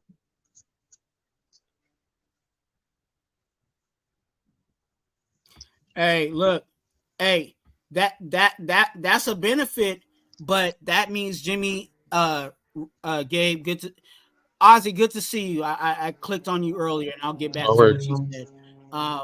But even with Fitzpatrick being gone, Minka Fitzpatrick being out, that would be the perfect opportunity to test. You know what I'm saying? To test the top, but he just can't throw the ball. He can't get it over the top. I don't want to say it because then I'm the hater. But well, should I say? Look, are we trusting Jimmy G's ball that what I'm saying that far? Like, that's the question. That's the question you guys have to answer. His stat sheet is great. Yeah, from 0 to 17 yards. Jimmy G is like pinpoint accurate, super accurate. Once you get to 18 to 30, 35, his accuracy starts to get shaky. Anything after that is questionable. And now he's starting to have a tendency to where he's just letting guys get, leaving them open for kill shots. You might start seeing these receivers have, the alligator arms, man. They're gonna be like, oh no, they feel somebody breathing down their neck. They might cover up. Yeah, I can't find it. Ozzy, you had a chat, and I'm trying to find it. But I remember what you're saying. You were talking about the D line, being disciplined, and I think this is a perfect opportunity. This is a perfect opportunity for our D line to get that work in on being more disciplined on containment. You know what I'm saying? We talked, me and JT talked about it, and Dirty talked about how, you know what I'm saying, sometimes Max's pass rush is so wild that that there's no containment. Yeah, And it's high risk, high reward. It's high risk, high reward.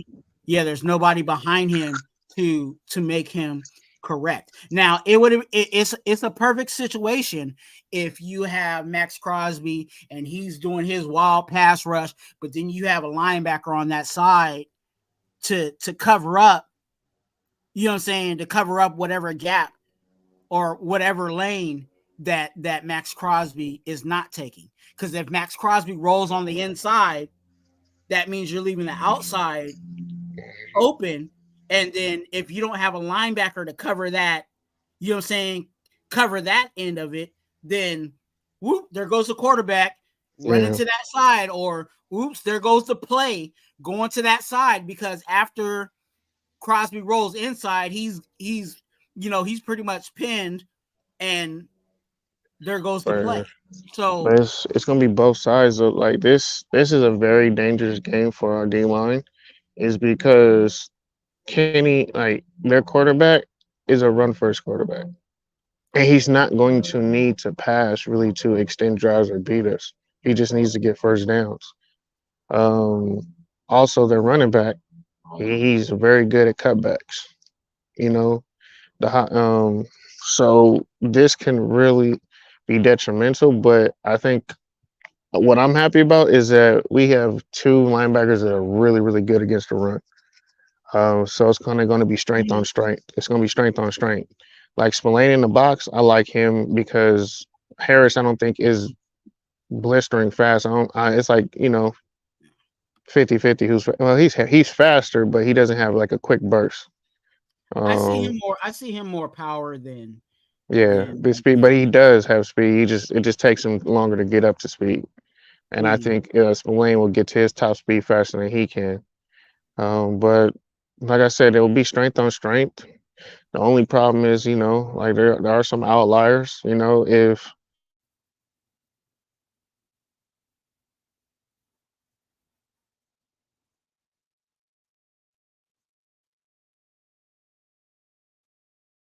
might be losing.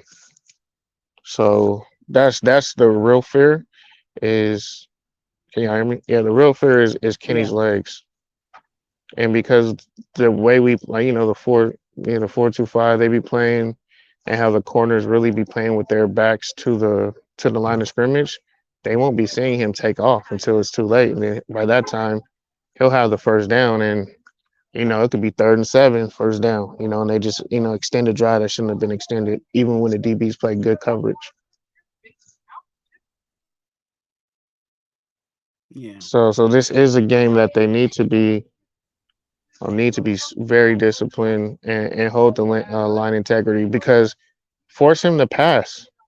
Don't allow him to run. Force this kid to beat you. The same way that teams are beating us is the same way that he has to prove he can beat us. Don't let him beat you with your legs. Make him. If he can beat us with his passing, hey man, you gotta tip your cap to him. But if we just let him beat us with his legs, then I'm gonna be like super pissed off. But we have to do one thing before that. We have to stop the run before that. Because if we don't stop the run, they're gonna run all day. I think, yeah. And they don't have to pass. So you have to stop the run in order to get the passing. I think this will be the game that Patrick Graham loads the box more and shows blitz. Like, there's no reason to. I mean, outside of their one receiver, I don't.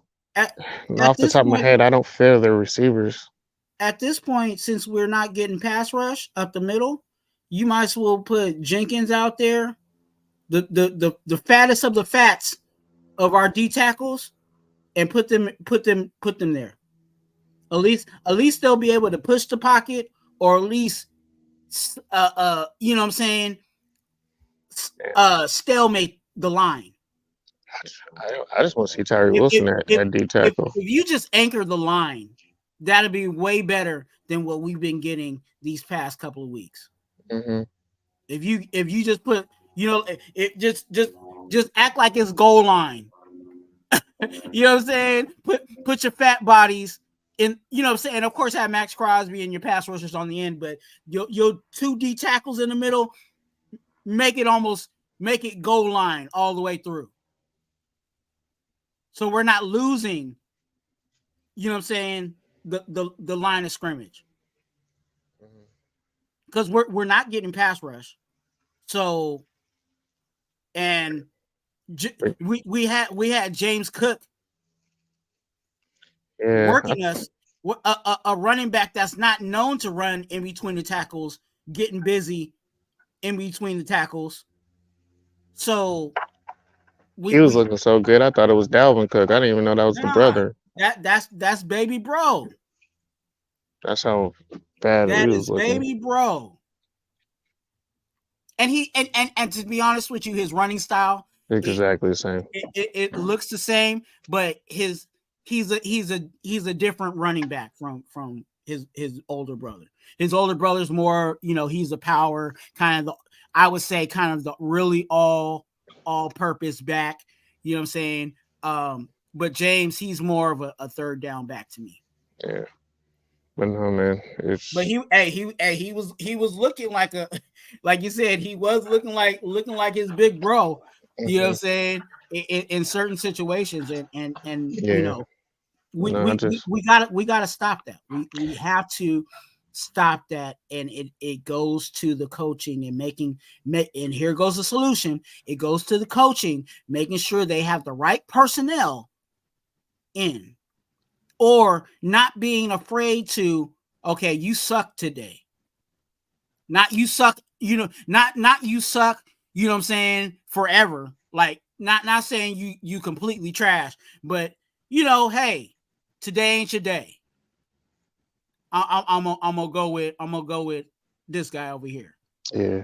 So like I said, Patrick Graham's on the super hot seat. Like I said, if we lose this game, I don't expect him to be here another week, to be honest with you.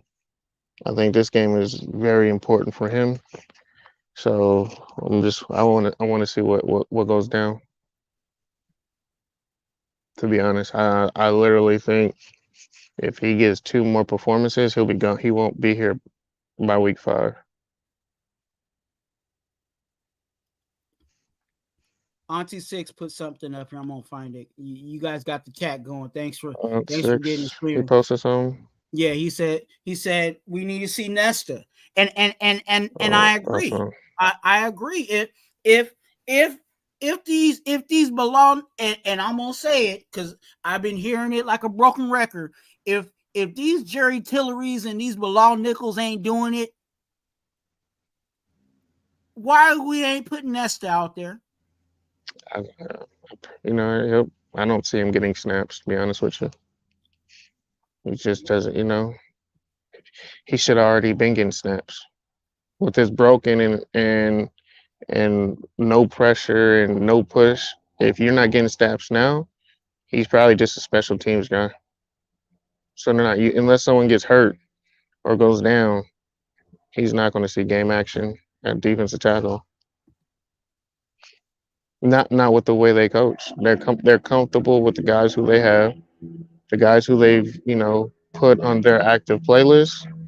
They're gonna go down, you know, like the Titanic. They're gonna go down with the ship.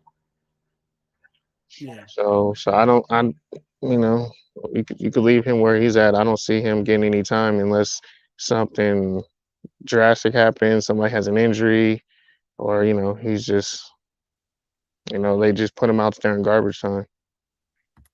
Patrick Graham's been on the hot seat. I've been saying that since last year. I felt like only with fans though. If you know, if all hell broke loose, and even if it wasn't on the defensive side of the ball, McDaniels was going to use Graham as the fall guy.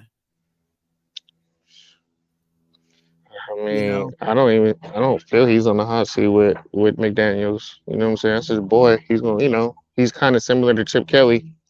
You know, he has the utmost trust in him. He's not going to get rid of him. It's going to have to be suggested from upper management. Like, hey man, this guy ain't getting it done. because it should already been a conversation. It should already been a conversation. He nah, and there's not even any news media leaks about it. So like I said, this will be the week if the defense puts out another performance the way that they have been. If there's no rumblings of him, yeah, bro, yeah, just get rid of both of them because that means Josh McDaniels is not firing them. So Ru- this is me wishful thinking. I'm manifesting this honestly, Yeah, personally. I ain't heard nothing. I mean, I wish I would hear something, but no, this is just if we put out that same performance, the team hasn't. This will be what 20 games now. 20 games. That's more than enough to see that he's not changing. They haven't improved. Defense has regressed. It's not the players. You've changed the players. I mean, the product is exactly the same, man. So it's definitely not. It's not the product. It's the person producing the product. So we got to get rid of them.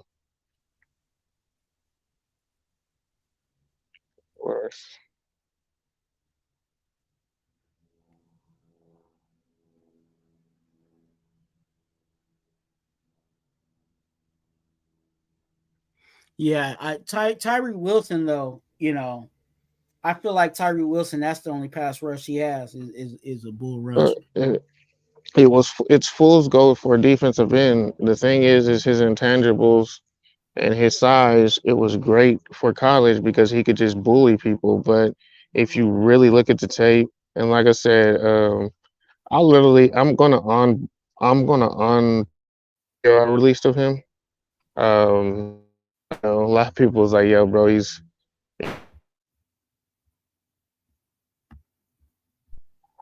you guys there? I Yeah, might yeah, be yeah, losing connection. Can you hear me?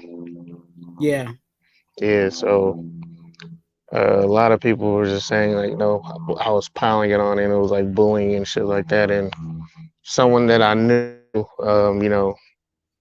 who is a friend of a friend, was like, "Yeah, just ease up a little bit." But I'm like, now, man, fuck it, bro. It's I've seen the tape, bro. I've seen all the college tape, man. I like it's like tormenting me, like seeing him literally. He looks just like he looks in his senior year. The kid has not progressed at all since his junior year. Honestly, he's a fifth year senior kid. You know what I'm saying? You ain't got no kind of setup move. You got no secondary move. I mean, like I remember everyone kept telling me, "Hey, he's quick off the ball. He was explosive," and I was the only person saying he wasn't. I was like, I'm not saying it. I was like, it's his second step is really good, but his first step, his pop, it's not there, and it's still not there. And being hurt kind of regressed, because he couldn't get out there and get the reps. yeah, And honestly, I think he wasn't in tip top shape. But I'm like, if you take what he's doing now and you put that inside, he's not going to get pushed back. Our guys aren't going to be 3 yards down the field. Let him be in the middle of the field. Let him use his wingspan. If a running back runs, he could put that big old paw out there and just grab somebody and hold him up for our linebackers to come or slow him down at least. Like, just do something, man. But this kid, he's not ready to be a defensive end. He does not have the tools to be a defensive end. And it's very, he tells his move. Every time he gets to the wide split, you know what's coming. And you just see the tackles. They didn't even put their hand on the ground no more. They're just waiting because they know he's coming with it. So it's just going to be power on power. And the problem with this is the guys in the NFL are just as strong, if not stronger than him at tackle and offensive tackle. So that ain't going to work. And 2 weeks of the same thing. Nah, I'm cool. I don't need to see that no more. I don't need to see no 150-pound wide receiver take him out one-on-one. I don't need to see no tight ends lining up one-on-one. Like he literally was doing that. Like it just like watch the Kansas State of him against Kansas State, or watch the one against Baylor. Like it's kind of depressing that we picked him at number 7 when you look at the tape. It's like, how do we pass up on like Christian Gonzalez? Like I honestly forgot he was on the board at the time we picked him. Yeah. I forgot that. I was like, bro, even if we don't get Carter, you should have got Gonzalez. And it's like, golly, bro. I'm like, it's just, like, I'm tired of saying, I'm tired of hearing this saying of the same old Raider shit. Like I'm tired of hearing that. Like it's getting annoying. It's just annoying at this point, man. And I'm more annoyed because I don't want to see another team playing in our stadium in the Super Bowl. Like this was supposed to be our Super Bowl, so that's why I'm just be aggravating to the point where it's like, yo, man, it's just nah, man. 2 weeks, I'm not doing another third week of not getting better. And like you can't tell me outside of the linebackers, like what position has really got better from week to week. The coaching needs to learn how to adjust on the fly. That's the problem, though, Romero. Like, you got to realize what you have. They don't adjust. They go with the game plan. They stick to the game plan. They believe in the game plan that they've developed throughout the week. So they don't do in-game adjustments well. So I'm not going to expect them to just make a dynamic change and, going from a pass-happy game plan to just running the ball 90 times. They just don't do that. So I'm not going to expect my coaching staff to do that. It's either the game plan is going to work or it's not going to work. Yeah, I'm giving. I'm not quitting on Wilson. I just think he needs time. He's like I said, he needed to be tutored. He needed to be mentored. He's a 3-year project. Like I said, earlier, about, because JT said it in the chat, about 4. I'm gonna give them 4 games. Like I'm giving Tyree the same 4 games. I'm giving him a preseason's worth of games to get it, because this is a number 1 pick, you guys. I'm not expecting, it would have been, it's nice to get a number 1 pick and that person be all rookie, whatever, but I'm not expecting that. I'm just expecting the number 1 pick to have something where, okay, I see I think we've all looked at players and said, okay, I think that person got something. You know what I'm saying? You look at that person on tape and it's like, okay, they ain't got all of it. You know what I'm saying? They ain't got it all yet, but I see what they got. Yeah. You know what I'm saying? We can work with that. And right now, to be honest with you, outside of his measurables, I don't know if I could say he shouldn't be on the field with his play. I see what he's working with. Yeah, be real. That's the number 1 pick, you guys. Yeah, no, he should not be on the field with his play. As he plays, he's not for him to be a starter. That's not a starter. He's not a starter. He's forced to be a starter. And if that's what we're putting out there as material to be a starter, then like I'm gonna be honest, man, like I'm not saying there's no hope, but it's just you're playing behind the sticks. Like I'm gonna be honest, teams haven't really started attacking him yet because they, like the Bills kind of did it and went away from Max, but that's just because it was smart. Like, why am I gonna run into the guy who actually can stop the play? Let me run to the guy who can't do nothing about it. And that's just taking the matchup, taking what's given to you, and that's what every team is going to do. Like Max is gonna have a rough year, bro. If no one steps up or no one shows, or if the linebackers aren't put in a position to help him release the pressure that he's gonna get, he's gonna continue to see double and triple teams. He's gonna continue to get chipped. He's gonna continue like his rib. I guarantee you, his ribs are like tender right now. With the way he's been getting chipped these last 2 games, now he's gonna have to do that against Pittsburgh, who's really good at it. He's going to get beat up this year. And that's fine if you have other guys beating their one-on-ones. Yeah. That's the same thing when we were talking about DA and Jimmy Garoppolo thrown into triple coverage. It's like, okay, obviously if there's triple coverage over here, then that means somebody else should be wide open, or you know what I'm saying, have some type of separation on a one-on-one on the other side. So why are we not doing that? And that's the same thing with the D line. If the line is shifting towards Max's side, then that means everybody else is on one-on-ones. Why are we not beating one-on-ones? And I'm not saying you're going to beat one-on-ones all the time. You know what I'm saying? Because obviously the offensive line, they get paid too. But somebody should be beaten a one-on-one on a given play. And that hasn't been happening.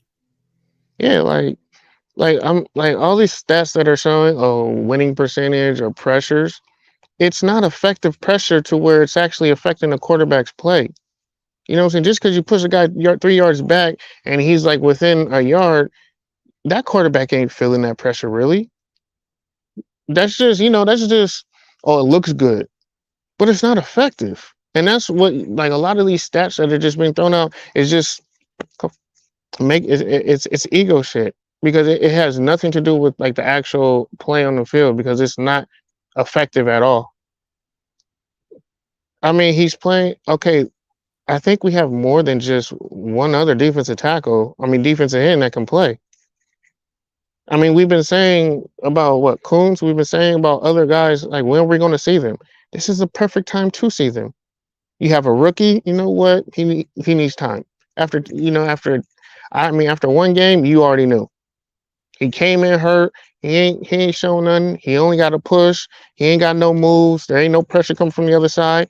It's either you're dumb, you're dumb, naive, or just ignorant at this point. If you're going to continue to throw out the same shit. Big Tone. Mac didn't have a great rookie year. Yeah, but he was able to get pressure. He was able to chase the quarterback. He was getting tackles. He's not doing nothing. It goes to what I was saying earlier. It was like, when you look at a number one pick, no matter what position he's in, even if he's not getting everything done, we identify with the D-line sacks. So if he's not getting the sacks, but you're still seeing on tape, like, I see something there. I see okay, I see something there. But we're not seeing that with. Yeah, like from week 1 to week 2, our rookies that are playing have gotten better. Like with Bennett, he was kind of struggling a little bit with the short stuff. He started taking that away in week 1. His tackling got better. I think that's his rookie love. Yeah, rookie love. But guess what? He's on an island at times. With a rookie, you see that Mayer struggling, with passing, with the pass block, or learn how to switch off. He's getting better.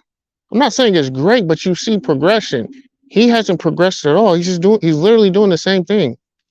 And I'm saying, like, if you really go look at his college tape, it looks exactly like a carbon copy of what he's been doing the last 2 games. Like, I guess I look at film differently.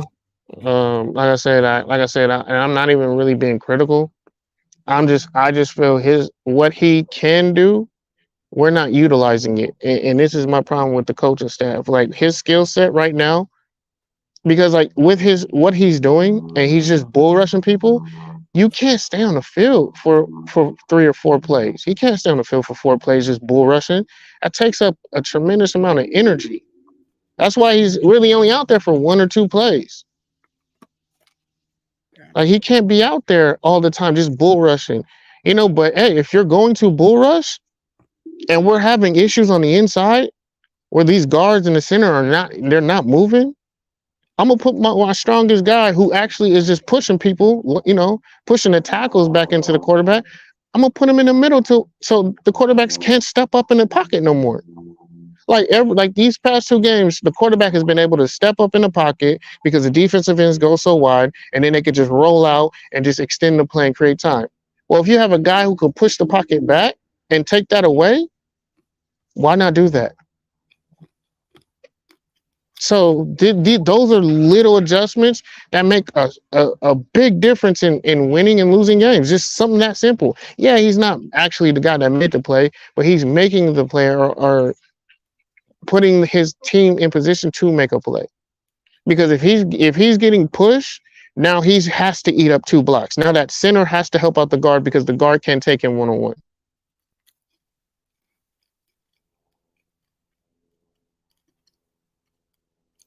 Yep, that's true. Yeah, but again, his coach is putting him in a position to look good. This is why I say how a bad coach can make a good player look like awful. This is that situation for me. Because Jimmy G is a better quarterback than what he looked these last 2 weeks. He is. Even though as much as I killed him, he's not this bad of a quarterback.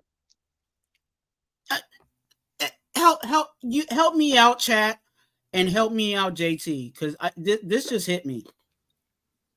Was coaching this bad last year? Yes. That's why that's why I'm just saying, like, why is it so glaring? Why is it so glaring this year for some reason for me? Like, I'm not saying that. I'm not saying coaching was perfect last year. I understand that, but I didn't know that. Like the issues we're having with coaching right now. He was not I don't think we had. I really don't remember us having those last year, or maybe I was so focused on something else that I really wasn't paying attention to that. But but Port, I hear what you're saying. Just because a guy says he's top 5 doesn't make him top 5. When you're top 5, you look different. Look at all the top 5 guys that got drafted. They do something. This guy isn't top 5, really, as a defensive end. He wasn't. He never was. You can't only have one move and be considered top 5 at your position. I don't care what anybody says. That could work in college. Absolutely. It could be successful in college. But as a pro, nah. You got one move, that guard, that center, any pro can lock you up because they're going to adapt. That doesn't work. Gonzalez was a legitimate top 5, top 1 or 2 in his position. He was far greater than Wilson was. Now, if you want to say Gonzalez and Carter or something like that, yeah, that's your argument. But for Wilson, hell no. Gonzalez should have been the pick easy. Plus, Gonzalez is going to come into your team and be the number 1 corner on your team instantly. Wilson wasn't going to come in here and be the number 1 defense end. That's why you pick Gonzalez. He comes in and instantly is your starting corner over the guys you bring in from free agency and already had on the team. He's bigger, has better hands, and has more intangibles than every DB that was on your roster. That's why it doesn't make sense for the draft pick for you to pick up Wilson.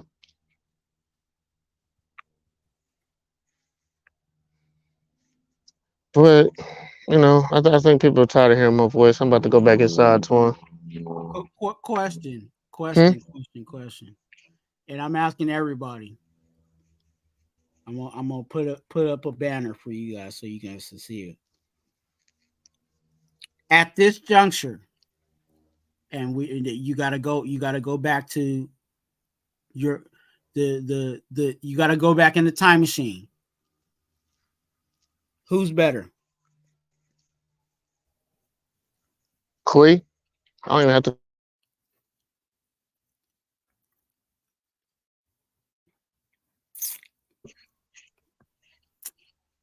Clee or Tyree?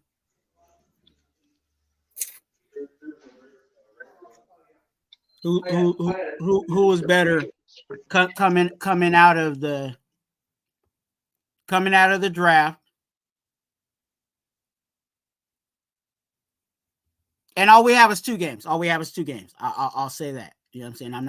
I'm not, putting Clee's entire catalog versus Tyree's, you know what I'm saying, two games.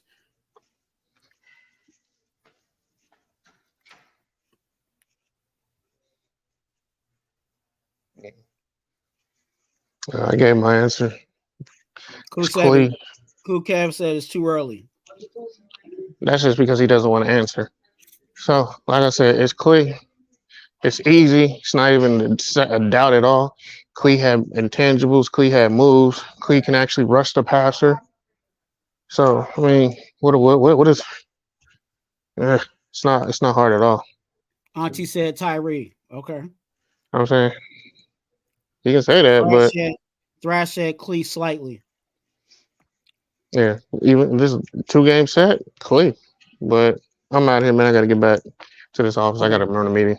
Yeah, good to see you. Thanks for coming up, man. If you guys get a chance, go ahead and check out Up for Review on YouTube. You know, he's got some content there. Clee or Tyree? For me, I give it to Clee. And the reason why is because with Clee, he wasn't the best at pass rush, but he had multiple coming in. He had multiple moves. Now that doesn't necessarily mean, you know, I'm not saying I'm sold out on Clee. I mean, Tyree, like he needs to get out of here or whatever. He's a bum. I'm not saying all of that, but there's definitely a whole lot of room for improvement.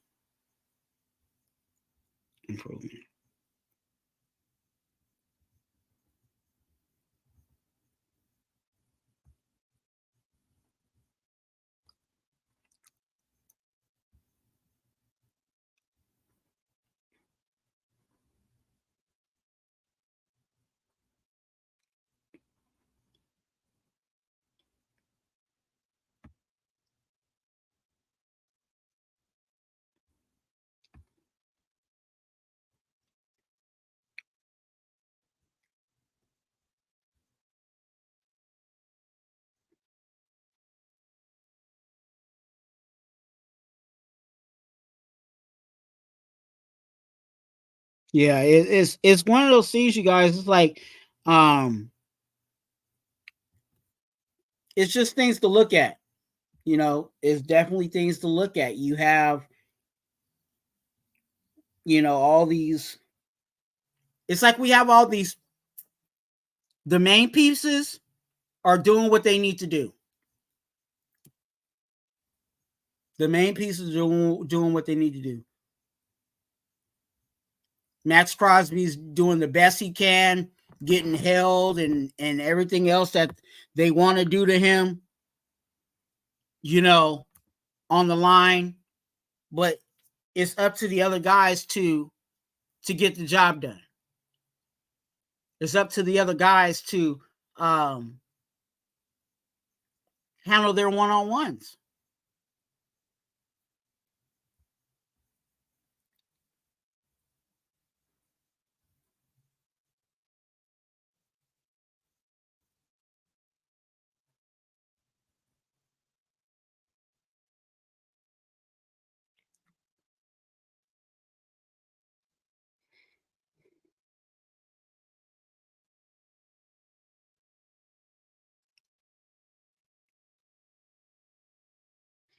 You guys, shout out to the chat. If you guys make sure you guys click the notification bells, click the like button. Why? Because I like you. And subscribe if you have not. Please do that. Join the fam and subscribe. Me. Get some more brown crackers. Get some more brown crackers for y'all.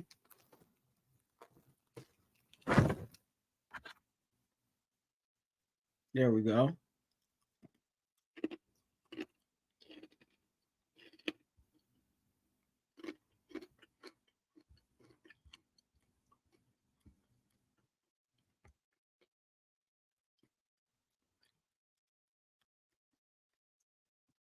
All right.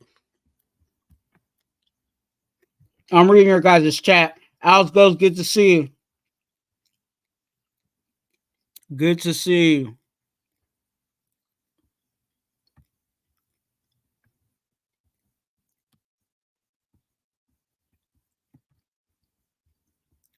Good to see you.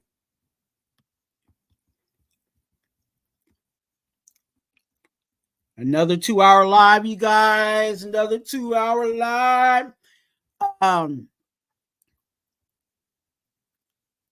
I was not even supposed to go live today, but I was supposed to go fishing, and that didn't happen.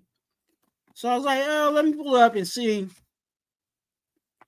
what the fam has got going on today. So I thank you guys for pulling up, getting active, getting involved. You guys know, you guys mean a lot. And I appreciate you guys for all that you guys do. You guys know me. I got to give you all a good word. So every time I go live, I try to give you guys a good word, a word of positivity, a word of love, a word of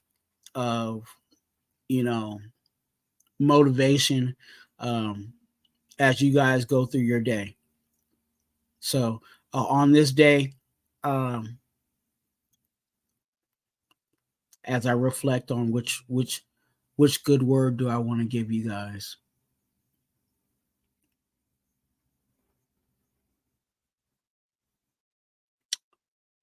My good word is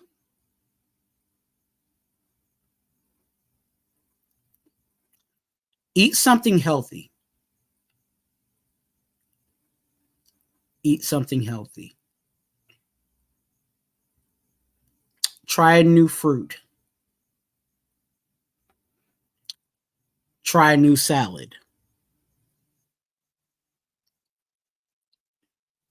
Eat something healthy.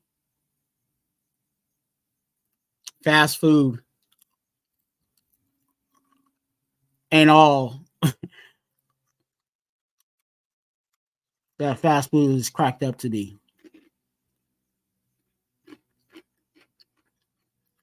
So do your body something good and eat something healthy. That's my good word for you guys. Eat some brown crackers because they're healthy. And they have, I ain't gonna tell you. Go watch my video, and I'll tell you what it'll tell you what brown crackers do. Go check out who ate the brown crackers. Remember, you guys, if you guys need prayer for you or your family, hit me up on IG at Twuan, TWUAN, TWUAN. Okay, I tell you guys all the time, your business is between me, you, and the Lord. I don't put your business out there in the street. So hit me up on IG, and I will pray for you or your family. I've had some people hit me up, and I prayed for them, and we had a good time. So definitely do that. Hit me up on IG at Twuan, WWUAN, TWUAN. Link is also in the chat. Be an organ donor. Link is always in the bottom of the description of all my videos. And then also in the chat, you guys can do !DON in the chat while we're live. Stay tuned, you guys, for this coming Thursday, 2 for 1 Nation podcast with yours truly and Eric from the SC Experience. We will be live on Thursday. The notification should be going out later on this week. So you will see not this flyer, but you'll see the notification for the 2 for 1 Nation podcast. So stay tuned for that for sure. I'm so excited about that. Love having that time with my brother Eric from the SC Experience. So check out all my videos, like them, subscribe, share, comment, all that good stuff. Get involved. I do look at I do look at the comments that you guys put on my videos. I try to reply to them, whether I, give you guys a heart or, actually say something to you guys. So get active in all my videos, all my chats, and I will definitely get involved with you. Let me see what you guys got in the chat here, if there's anything else. Nightbot is doing his thing. Also, if you guys are interested in financially blessing the channel, that is going across the string. There goes my Cash App and my Venmo. If you're looking to do something like that.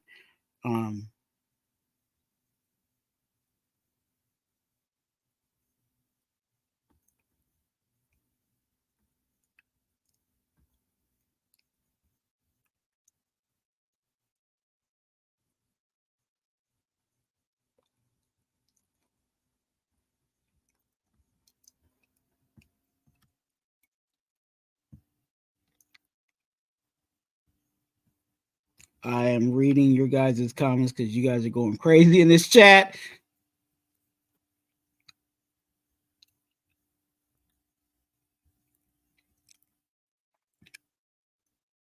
Don't eat Chipotle, Kukev. I saw what you said, dog. Eat something healthy. Eat a salad, dog. Get you a salad, dog. Go to Walmart and get you a salad, Kukev. All right? Go to Walmart and get you a salad. What else do I need to say?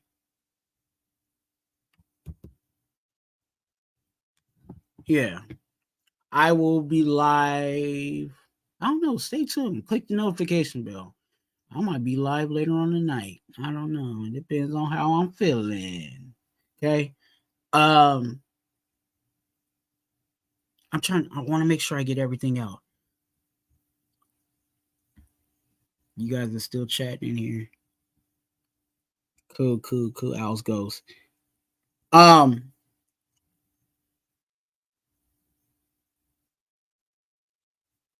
Yeah.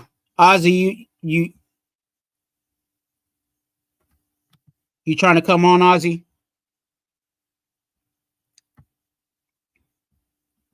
Since you're from the land down under, I'll give you a few more minutes.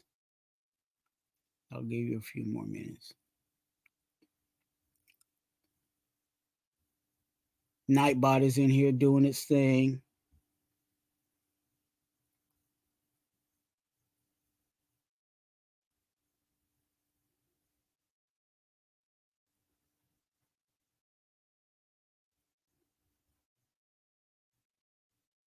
Hey, oh, I don't even know why I highlight that. Oh God.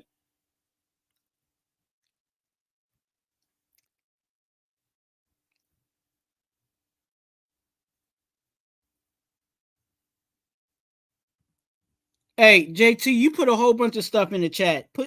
What did you say?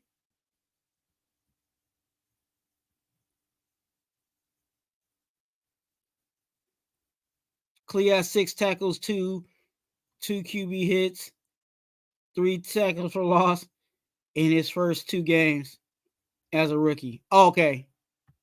Is that what you wanted me to highlight?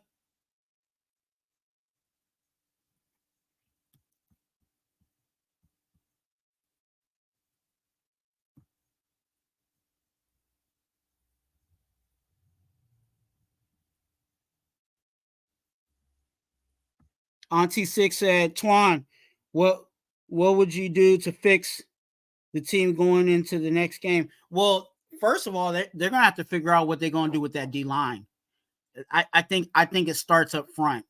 I think to be honest with you, to answer that, I think going into the next game, they have to identify who they're going to plug in, and it's not obviously we don't have guys that like other teams. We know Quentin Williams going to be on the field as long as he doesn't want Gatorade. You know what I'm saying? Like, we don't have those guys. So you have to figure out the rotation of, okay, it's 3rd and 15.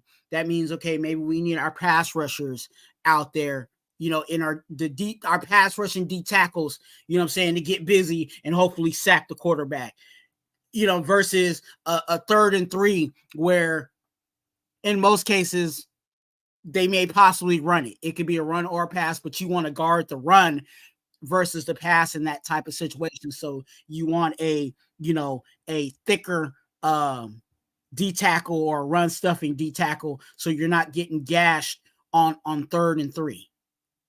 Ladies and gentlemen, we got a guest. I'm so excited that he came in.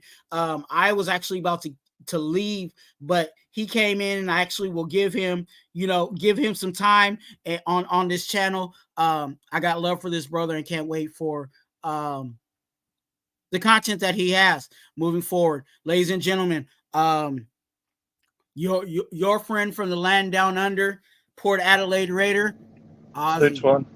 Yeah, sorry, man. I'm just got my camera off because I'm at the train station right now. No, you're I just good. wanted to jump on. I just wanted to jump on for a minute because I just finished work and I was hearing what you and JT and I were talking about. I feel like with Tyree, he's just been thrown into fire too soon. I don't think they planned to play him this early. Like, to be honest, I think the idea was Chandler was supposed to start, and he wasn't supposed to start or get any reps until like week 8 or something. Mm-hmm. So I'm gonna give Tyree a bit of time because he's just coming off a foot injury. Because I follow a bit of Clemson football. Like, Clemson's my college team, and as much as I like Clee, I don't see Clee's ceiling anywhere near as high as Tyree's. Got it. I I don't disagree with what you're saying. Like, I feel like that could have been the plan, but now it's like, hey, what do we got left? What do we got to throw you out there? But as we throw you out there, there are certain things that I think we all want to see. You know what I'm saying? We want to see the possibility. You know what I'm saying? And like I said, when you look at certain players or you identify with certain guys, you see, okay, that guy has something there. You know what I'm saying? I he doesn't have it all the way yet, but there's something there that we can work with. And at this point, I don't see much, you know what I'm saying, from Tyree. And it, again, we got to give it time, but it's one of those situations that we need him to move a little faster. I'll say it like that. I agree with what you're saying, but the thing with Tyree we've got to keep in mind is he came off major foot surgery, whereas Clee didn't. So I can kind of understand why he's starting off a bit slow, because like he's probably still testing that foot. Like, he doesn't want to, because if you look at his get off, the way he gets off the line, it doesn't look like the same get off that he had at Texas Tech. Like, it's slower. And I feel like that's since the surgery, probably because of whatever the doctor's told him, like, try and not put too much weight, or, just certain things that he's might try to minimize pressure on that foot. And I think it's making his get off awkward, if you get what I'm saying. So that's why I think they didn't plan to play him this early, because they probably planned to heal the foot a bit longer. If it was me, I'd be rotating like Kuntz and Rochelle on the edge and maybe playing Tyree inside a bit more, just because I feel like he's going to be more useful there with his ball rush early on. And then start rotating him outside later, maybe like week 8 or something. Yeah. And going back to what you were saying earlier, though, with what happened in the Bills game, I mean, a couple of things happened. Like, defensively speaking, and I was kind of speaking about this in the chat, and me and Dustin literally spoke about this when we were in like the Discord watching the stream in the Discord with other people. Me and Dustin were literally saying what the Bills were going to run right before they would run it. Like, it was that clear to us. And it amazes me that someone who's like an NFL coach cannot see the same shit we're saying. So it's either like Graham is completely stupid, or he's deliberately throwing games. It's got to be one or the other, because you can't be that stupid that I can see exactly what you're going to do. I mean, what the Bills are going to do before they do it. And you got a better vantage point than me. So, like, how can I tell you, all right, that's going to be another halfback toss, that's going to be another slant. Like, everything was going to the outside. There was no containment. the linebackers and the corners are playing way too far off. Like if I can see it, if Dustin can see it, then how come either they can't see it, or they're intentionally not doing anything about it? Yeah. It's just a weird one to me. Like we'll see what happens. I just hope it's not another tank job. Like I really do. I hope that's not what they're doing. Like I'm not going to say it is yet, but it's suspect is what I'll say for now. It's very suspect that you can let a team run the same plays on you over and over and over again, and you're an NFL coach. No, I agree. I agree with you, Ozzy. I feel like, you know, and I've been hearing a lot of like people in our circle. I think we're all kind of, you know, we disagree on certain things, but I think we all kind of came to the agreement that this coaching is been piss poor to be, you know, at the least. You know what I'm saying? Yeah, I'm not going to put on Josh McDaniels, but Graham to me is definitely on the hot seat. Yeah. And then another thing I want to add, like offensively speaking, is like, and I don't want to start shit with this, and I want to make this very, very, very clear because some people are miscuing what I'm saying. Nobody wants to give it to JJ. No way you wanted to give it to JJ before, but this is exactly the kind of problem that we were talking about in DSR is that defenses are going to key in on guys, and once they do, this is the result. Like week 1, it was 48 yards on I think it was like 19 carries or something, and then week 2 it was 9 carries for -2, and he was -6 at halftime because the defense is keying in on him. That's no knock on Jacobs, but the defenses are keying in on Jacobs. The problem is this coaching staff should have started rotating Zeus and Abdullah and whoever with Jacobs earlier on in the game, because when they do that, the defense can't key in on one guy. And that's why myself and other guys at DSR was saying we need a running back by committee, even if JJ is ahead of that committee, because if we just keep running the bell cow system with JJ, this is what's going to happen. Defenses are just going to game plan for JJ. They're going to take him out of the game, and then we're not going to have a running game. Well, but if we start splitting snaps, like if we do a snap count, like a rep count or whatever, and we give, say, JJ 15 carries a game instead of 30, and we give like 10 to Zamir and 5 to Abdullah, that's going to make it harder for defenses to game plan because every back is different. Yeah. They run different.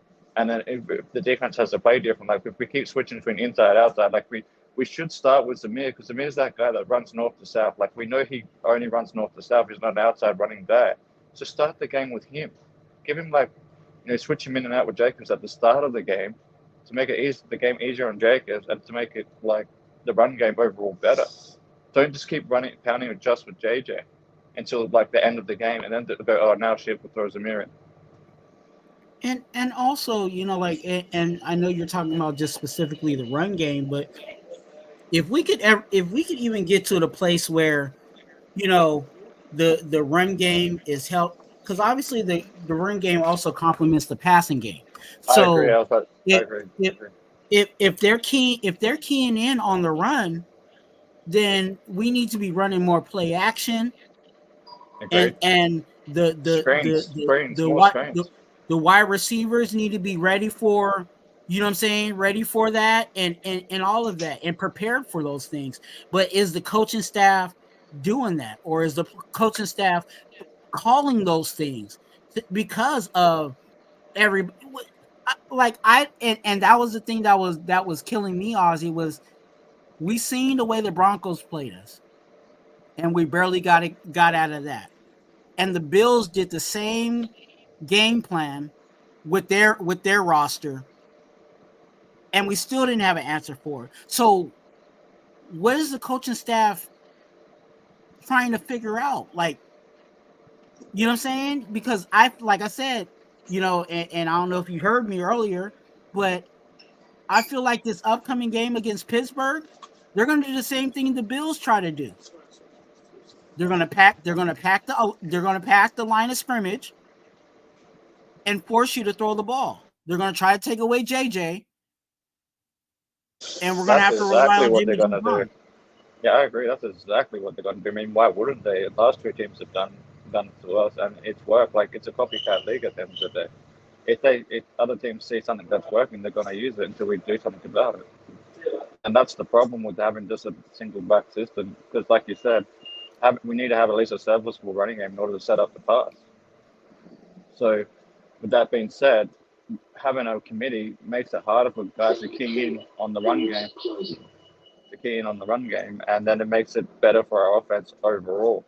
And I'm starting to wonder if this coaching staff is deliberately doing what they're doing because they're trying to show us Raider fans and stuff that if we do run Jacobs too much, this is what's going to happen.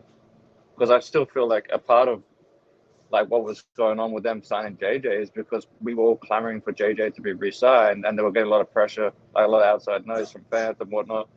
So, like, because JJ at the end of the day, he ended up settling for the same money they offered him initially. He declined it the first time. So it's just a weird one to me. But on top of that, like you were saying with the passing game, I think we need to get certain things involved more. Like we need to get our tight ends involved more when the running game's not working. We need to get our slot receivers involved more when the run game isn't working. And we need to do more screens and, as you said, more play action. Especially if we want to try to get the ball quick out of the quarterback's hands. Like there's, last week, Jimmy G held the ball and he paid for it. You know what I'm saying? And we don't have a team that the line is going to hold up. Well, I said it from the start. We have an okay line. Like it's somewhere in the middle of the pack right now, this year. But that being said, we still don't want our quarterback holding the ball for more than about 3 to 3.5 seconds. Like anything over that is risky. So that's why I'm saying we've got to get the slots and the tight ends involved more because our best game is going to be that short to intermediate consecutive 4 to 8 yard plays. You know what I mean? Like not take a deep shot occasionally with Tucker when it opens up. That's why I feel like having Tucker in that game did help us. Like if you look at the very first drive we had and how we played that very first drive, we looked like we had a chance to beat the Bills after that first drive. But then as soon as we had that tip ball or whatever, like the whole momentum shifted and we never got it back.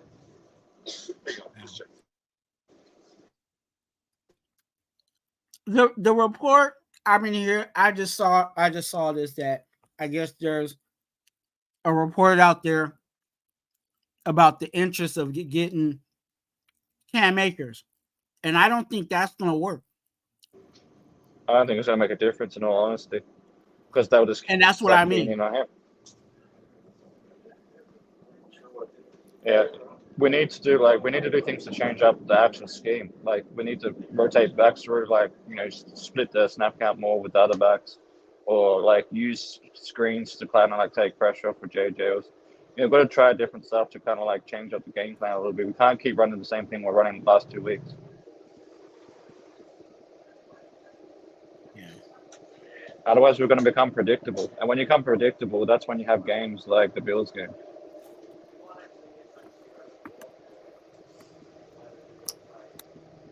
Because there's heaps of film on JJ now. That's the thing. There's a lot of film after, and once you become leading rusher, guys are going to key.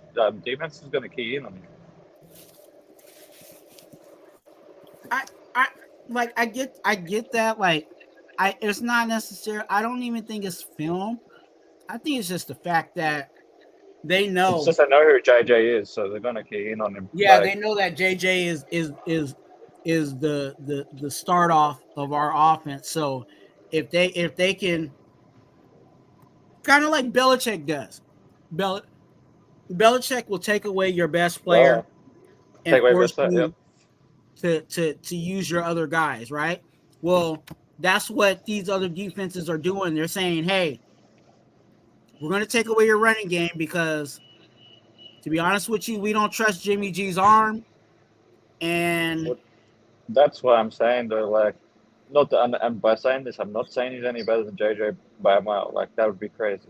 Mm-hmm. What I'm saying is that's why we've got to get guys like Demir involved more and Abdullah involved more, because when we do that, we're having to force defenses to play a little different. Because especially with Abdullah's a more loosey, smaller scat back type, and Demir is more a straight up the gut kind of guy.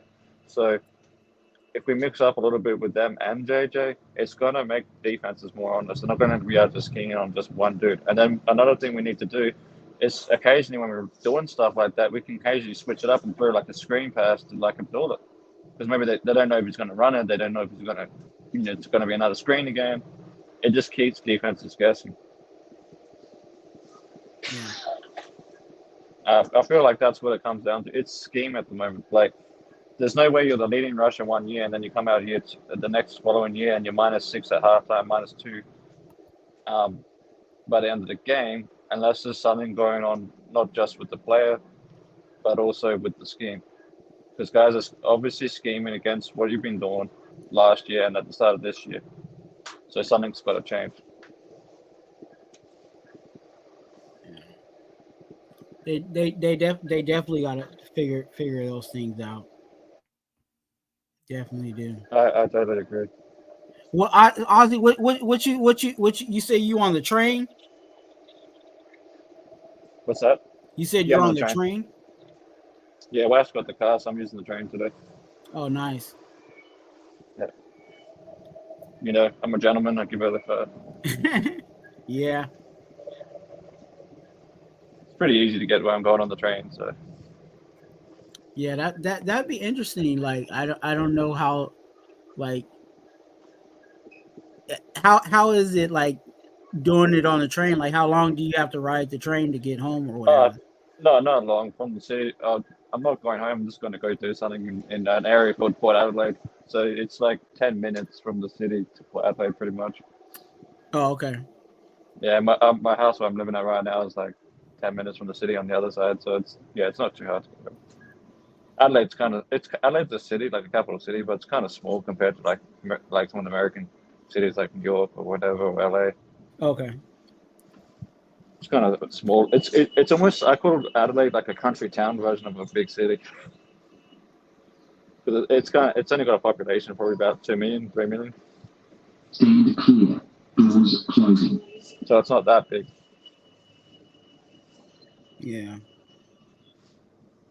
I mean, shit, my wife's hometown of Nairobi in Kenya is bigger population-wise.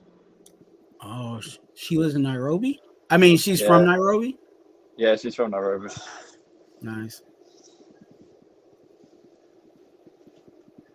So yeah, just going back to what we were saying though, like, yeah, offensively speaking, we've got to change it up. And then defense, Graham's got to start scheming better. I feel like Graham's the main one on the hot seat right now.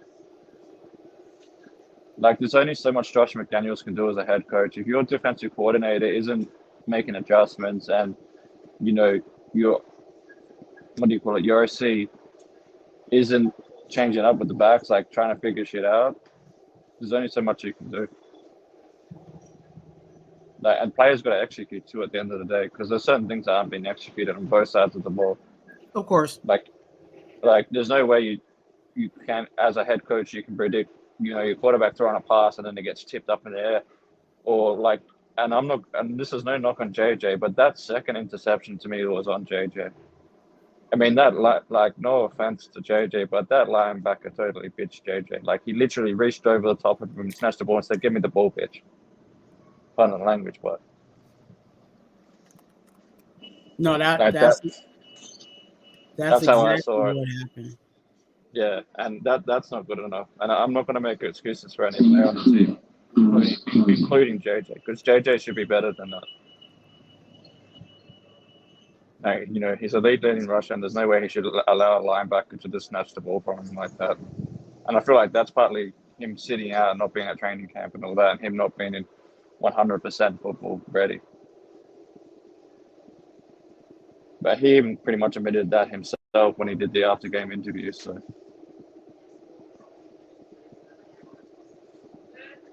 like, if you watch the Josh Jacobs after-game interview, he pretty much said, you know, like, I didn't have the continuity with the team that I should have because I didn't go to training camp, pretty much. But yeah, I'm not going to allow that as an excuse because he chose to sit out. He knew what sitting out, you know, you're not going to practice with the team. So if he wasn't doing stuff in his own house or wherever else while sitting out, that's on him, in my opinion. So yeah, see what happens, because week 8 is kind of when we're really going to know where our team is at. But I'm going to pose a question, and Dustin kind of posed this question as well. And this isn't a knock on any player or nothing like that. But if it gets bad enough, especially on defense, do you trade Jacobs and Renfro to get capital back and to get picks or whatever to trade for some kind of defensive players to better your team overall? Like if Jacobs keeps trending how he's trending without them right now, and Hunter Renfro continues not to be involved in the game, at some point before the week 8 trade deadline, do you trade those players to get capital and to get picks so you can make other trades for defensive players to make your defense better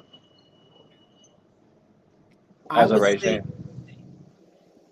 I'm kind of on the fence with JJ, but for sure Renfro, because if you're not going to use him, you know what I'm Exactly. saying? Like If it, you're not going to use him, and, and, and if it's you're not and going to it's use him, not send him to the Saints. I'm sure Kyle would love to have him over there.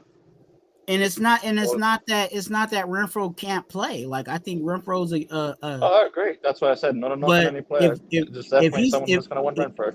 if he can't crack something in your playbook, or you ain't drawing up plays, you know what I'm saying? If you ain't got a set of plays for him in your playbook, then let him The go.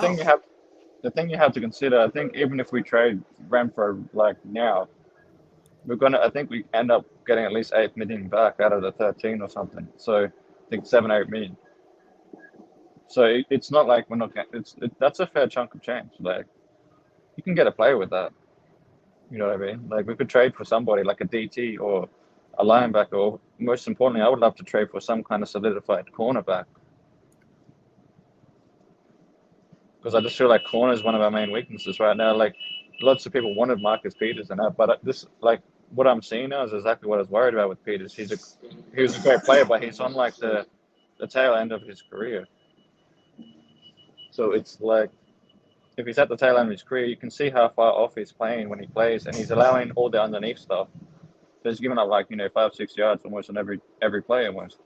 I think that's a part of the coaching scheme, because I was looking But at is it that though? too. Like those corners are back off the line. Like they're not even pressing. They're not up on the That receivers.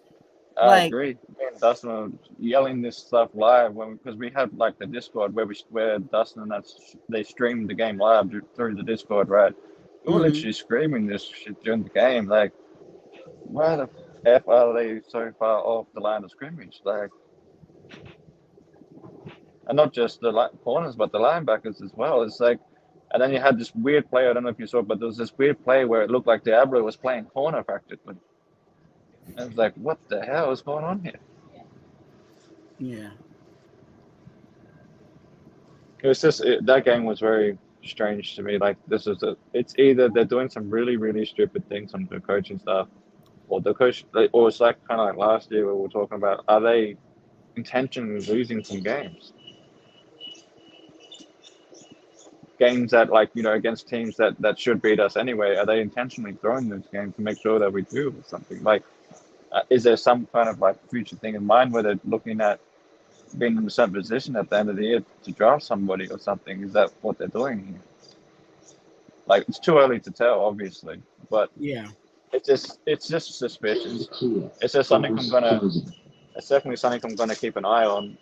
Like with these guys playing so far off, like they're giving up yardage intentionally. It's just something I'm gonna keep a very close eye on during the year to see if it's something that keeps happening, or whether we make adjustments. If we don't make adjustments to this, then but I'll say like halfway through the season, that I'm seriously gonna think that they're doing some shit intentionally. Because you can't be paid $1 million to be a coach and not see the same shit that I'm seeing at home watching on my TV, so to speak. If I can see it, they're definitely seeing it.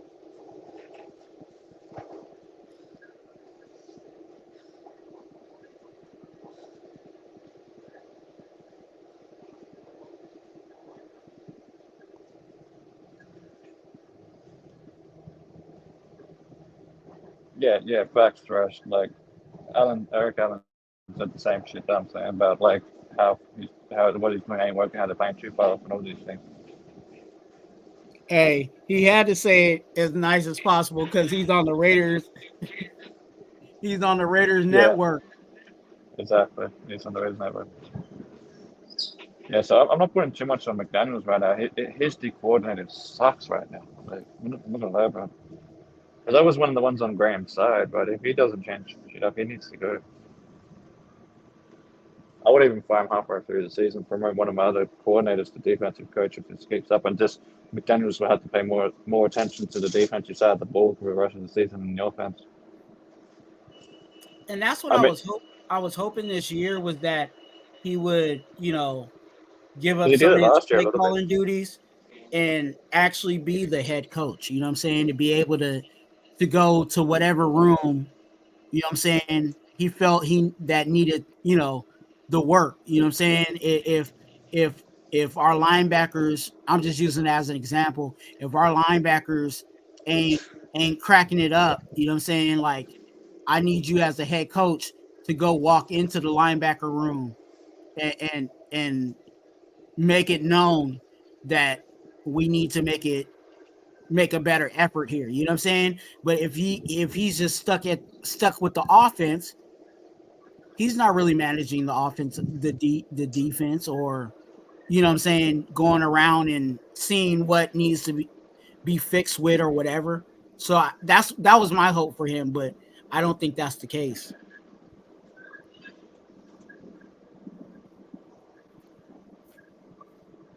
Because I don't think he still trusts Lombardi to play any call, to, Yeah, I agree. I think make any that's calls. why.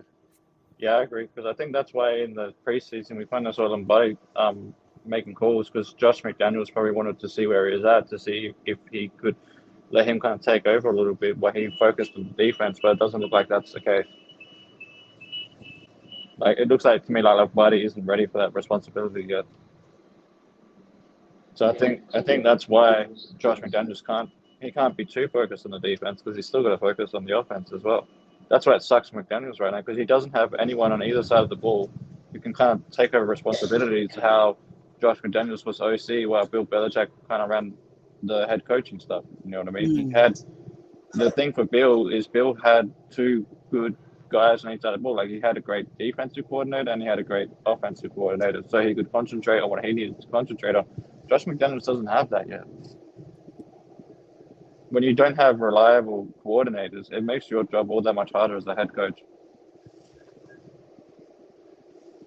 So I feel like if it stays like this all year, this off season, we seriously have to look at getting a new D coordinator and possibly a new offensive coordinator to help out McDaniels. But definitely a defensive coordinator if things don't change. I'm willing to give Mick Lombardi a bit more time, but Patrick Graham to me hasn't shown anything. Like he just keeps making the same mistakes to me. Like he basically he should be what do you call it, pressing when he's playing off, and he should be off when he's pressing. When it comes to Graham, like he always seems to do the opposite of what you should be doing at the time, and teams are exploiting the hell out of that. Yeah, and like last year, I kind of gave him I gave him the pass because I was like, okay, he doesn't have his guys. Yeah, Yeah, exactly. Me too. but this year I'm like, dude, you got your guys, the guys you identified that you wanted on this team. So what now? Stand clear. Doors Exactly, I agree. closing. At this point, it's up to the coach. Like it's his scheme now because it should have enough players to at least have a serviceable defense out there. It doesn't have to be like top 10 or nothing, but it has to be at least serviceable, middle of the Yeah, pack. Because we can't keep going through this year after year after year. Like Jimmy's got his faults and stuff, but it's kind of hard to win games when your defense is trash or inconsistent at least. Because I mean, they weren't trash in the first game, but this last game against the Bills, this defense was trash. I mean, it was seriously trash. I felt like I was watching some kind of high school pee-wee football out there. Like dudes playing way too far off, dudes out of position. Like you got Diablo looking like he's at the corner position and stuff, and it's like, what the hell is going on here? Like, yeah, this This shit's got to change because if we can't get a serviceable defense, you can't just rely on offense to win games every single time.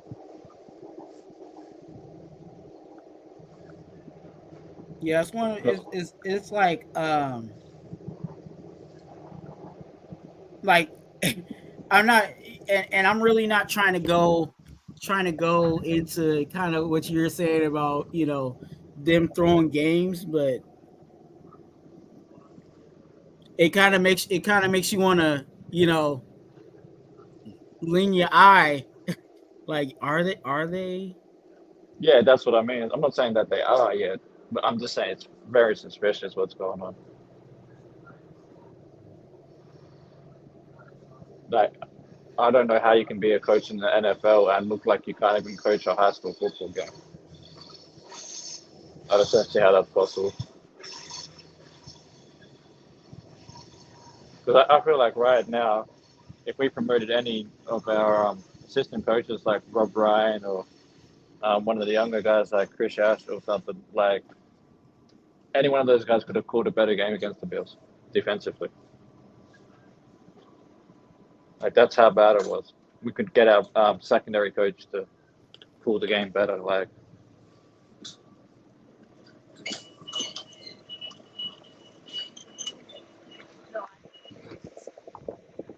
so that, like, my point is, if Graham doesn't step it up to me by week 8, we should fire him.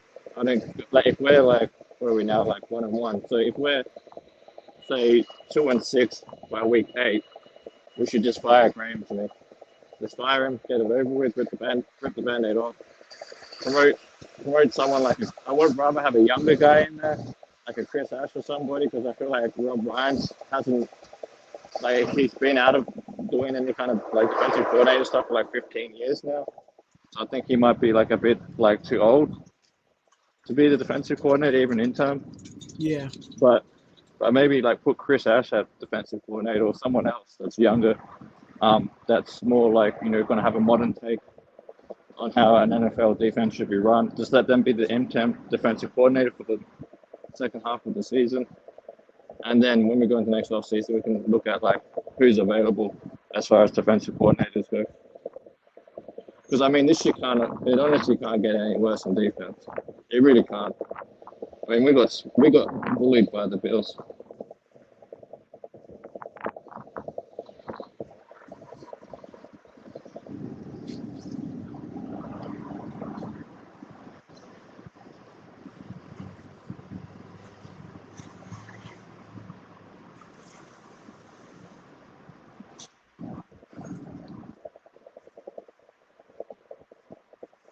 Threat said he wouldn't mind having Rob Ryan to see what he has at the end of the season. Yeah, we could do that, but I just feel like Rob Ryan's kind of like out of his, I guess you could say, out of his prime as far as coordinating goes. I'd rather keep him just as a linebacker coach. I definitely agree with keeping him as a linebacker coach. But I just feel like his time for being a defensive coordinator kind of went past him because he hasn't had that kind of responsibility for like 15 years or something. I think it's around 15 years. And I'd rather get like a fresher, younger mind who's going to have a more modern take on how an NFL defense should be run. Yeah. I mean, that's just kind of how I see it.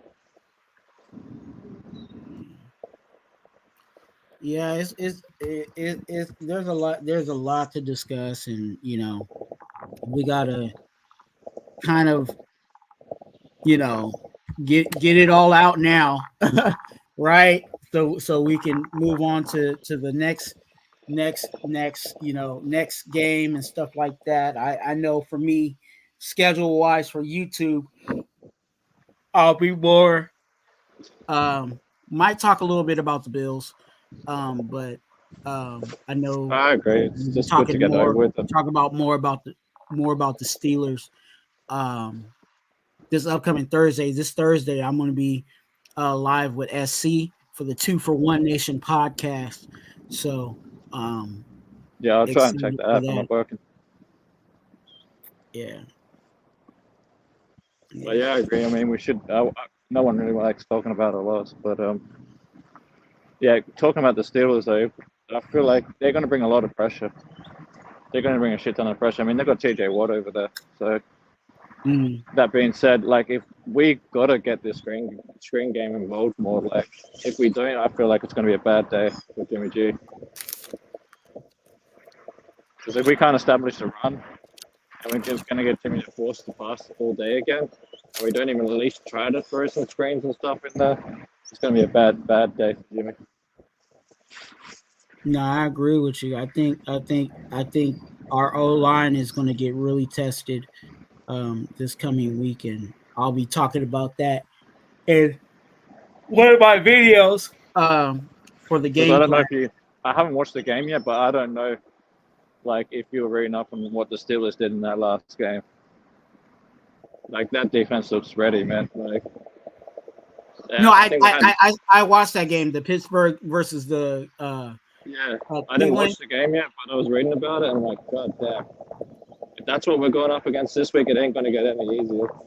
Yeah, that D line is no joke, and that just not just the D line, but their defense in general. In general, yeah. Yeah.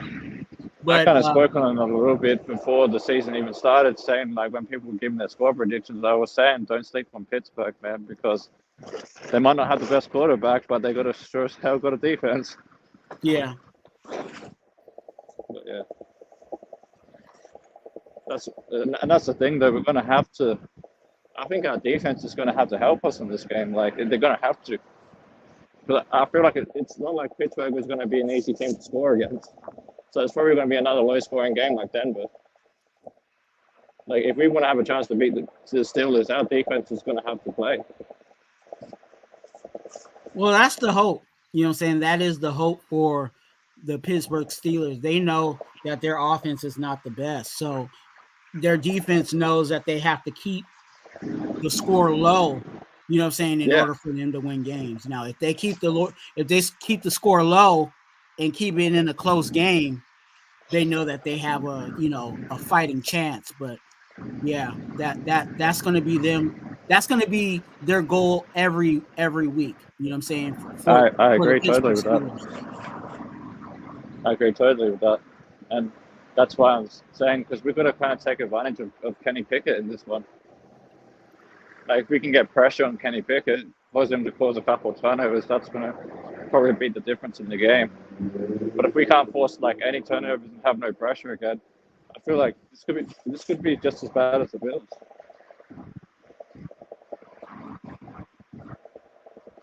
Like, you know what I mean? If their defense, if Pittsburgh defense keeps causing turnovers, and we don't cause any turnovers, and like the Pittsburgh Bills control the time of possession with Najee Harris, then it's going to be the same result again.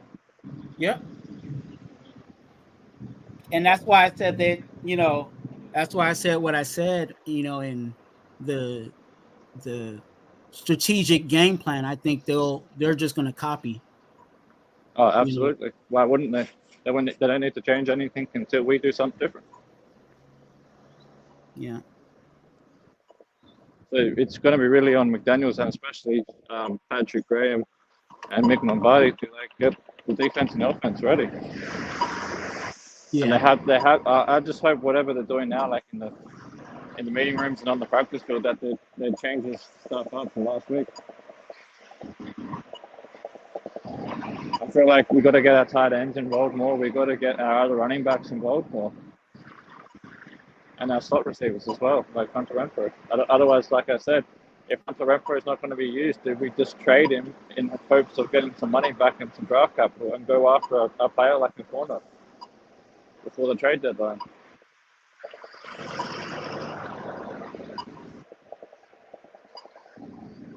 Because I mean, I love Hunter Renfrow. I've literally said before that I could have seen Hunter Renfrow being a Julian Edelman type receiver in a Josh McDaniels system. But if we're not going to utilize him, then what's the point in paying $13 million? Yeah. Like that's money that can go onto a defensive player.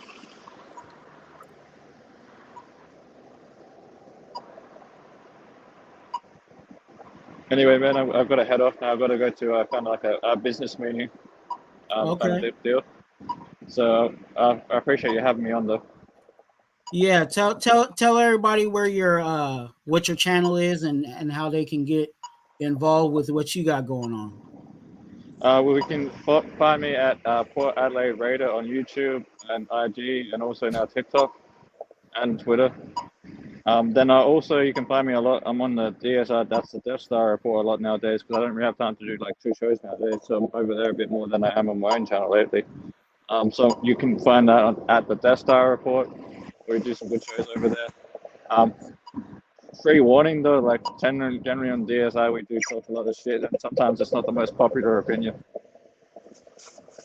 So do be warned of that, but we do try and always just tell you guys the truth over there, and just be straight up with what we think or what we see happening, even sometimes before games even happen. So be sure to check us out on DSR as well. That's the Death Star report on YouTube, and also the Discord and IG.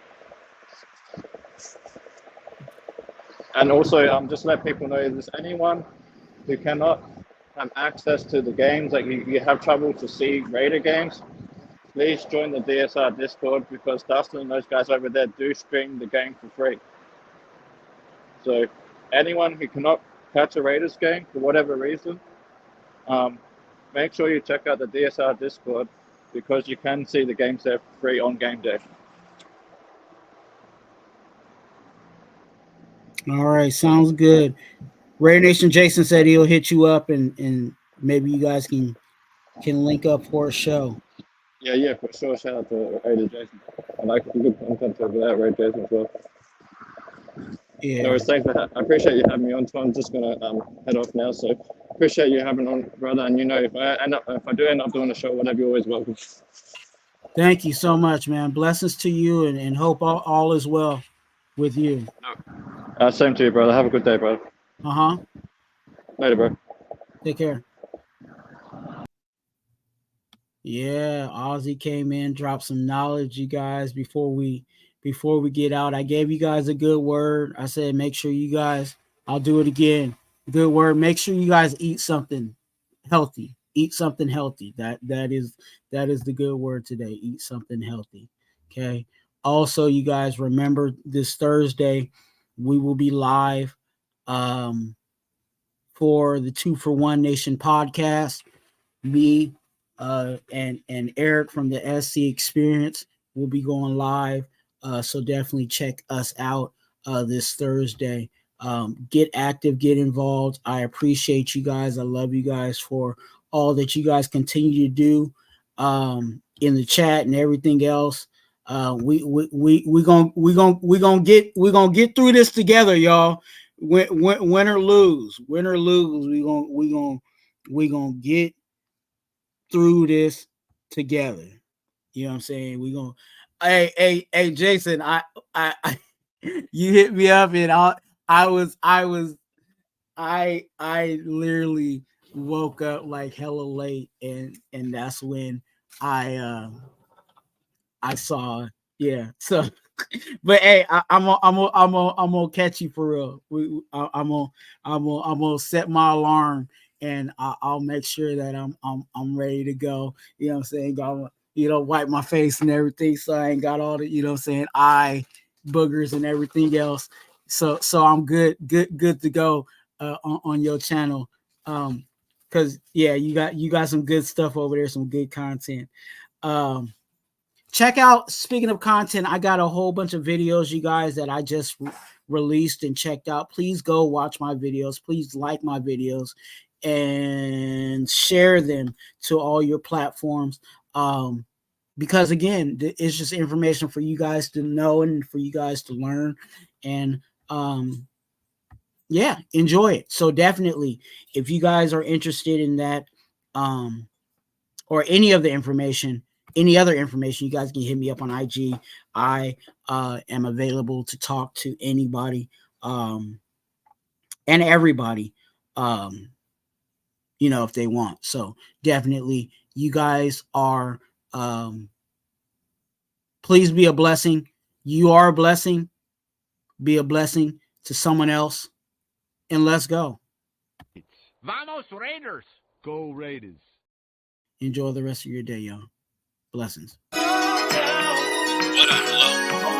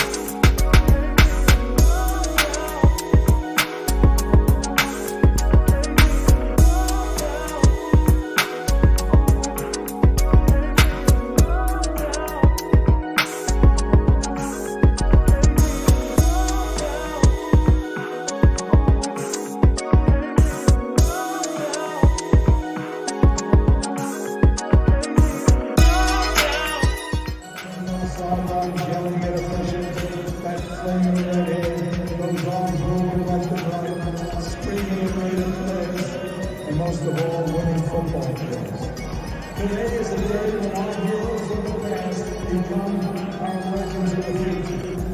Time never really stops for the great ones. We wrap them in a cloak of immortality and remember what great people they were. We recognize your Virginia man, his sons Mike and Joey. They were a football family, so that John could pursue his dreams.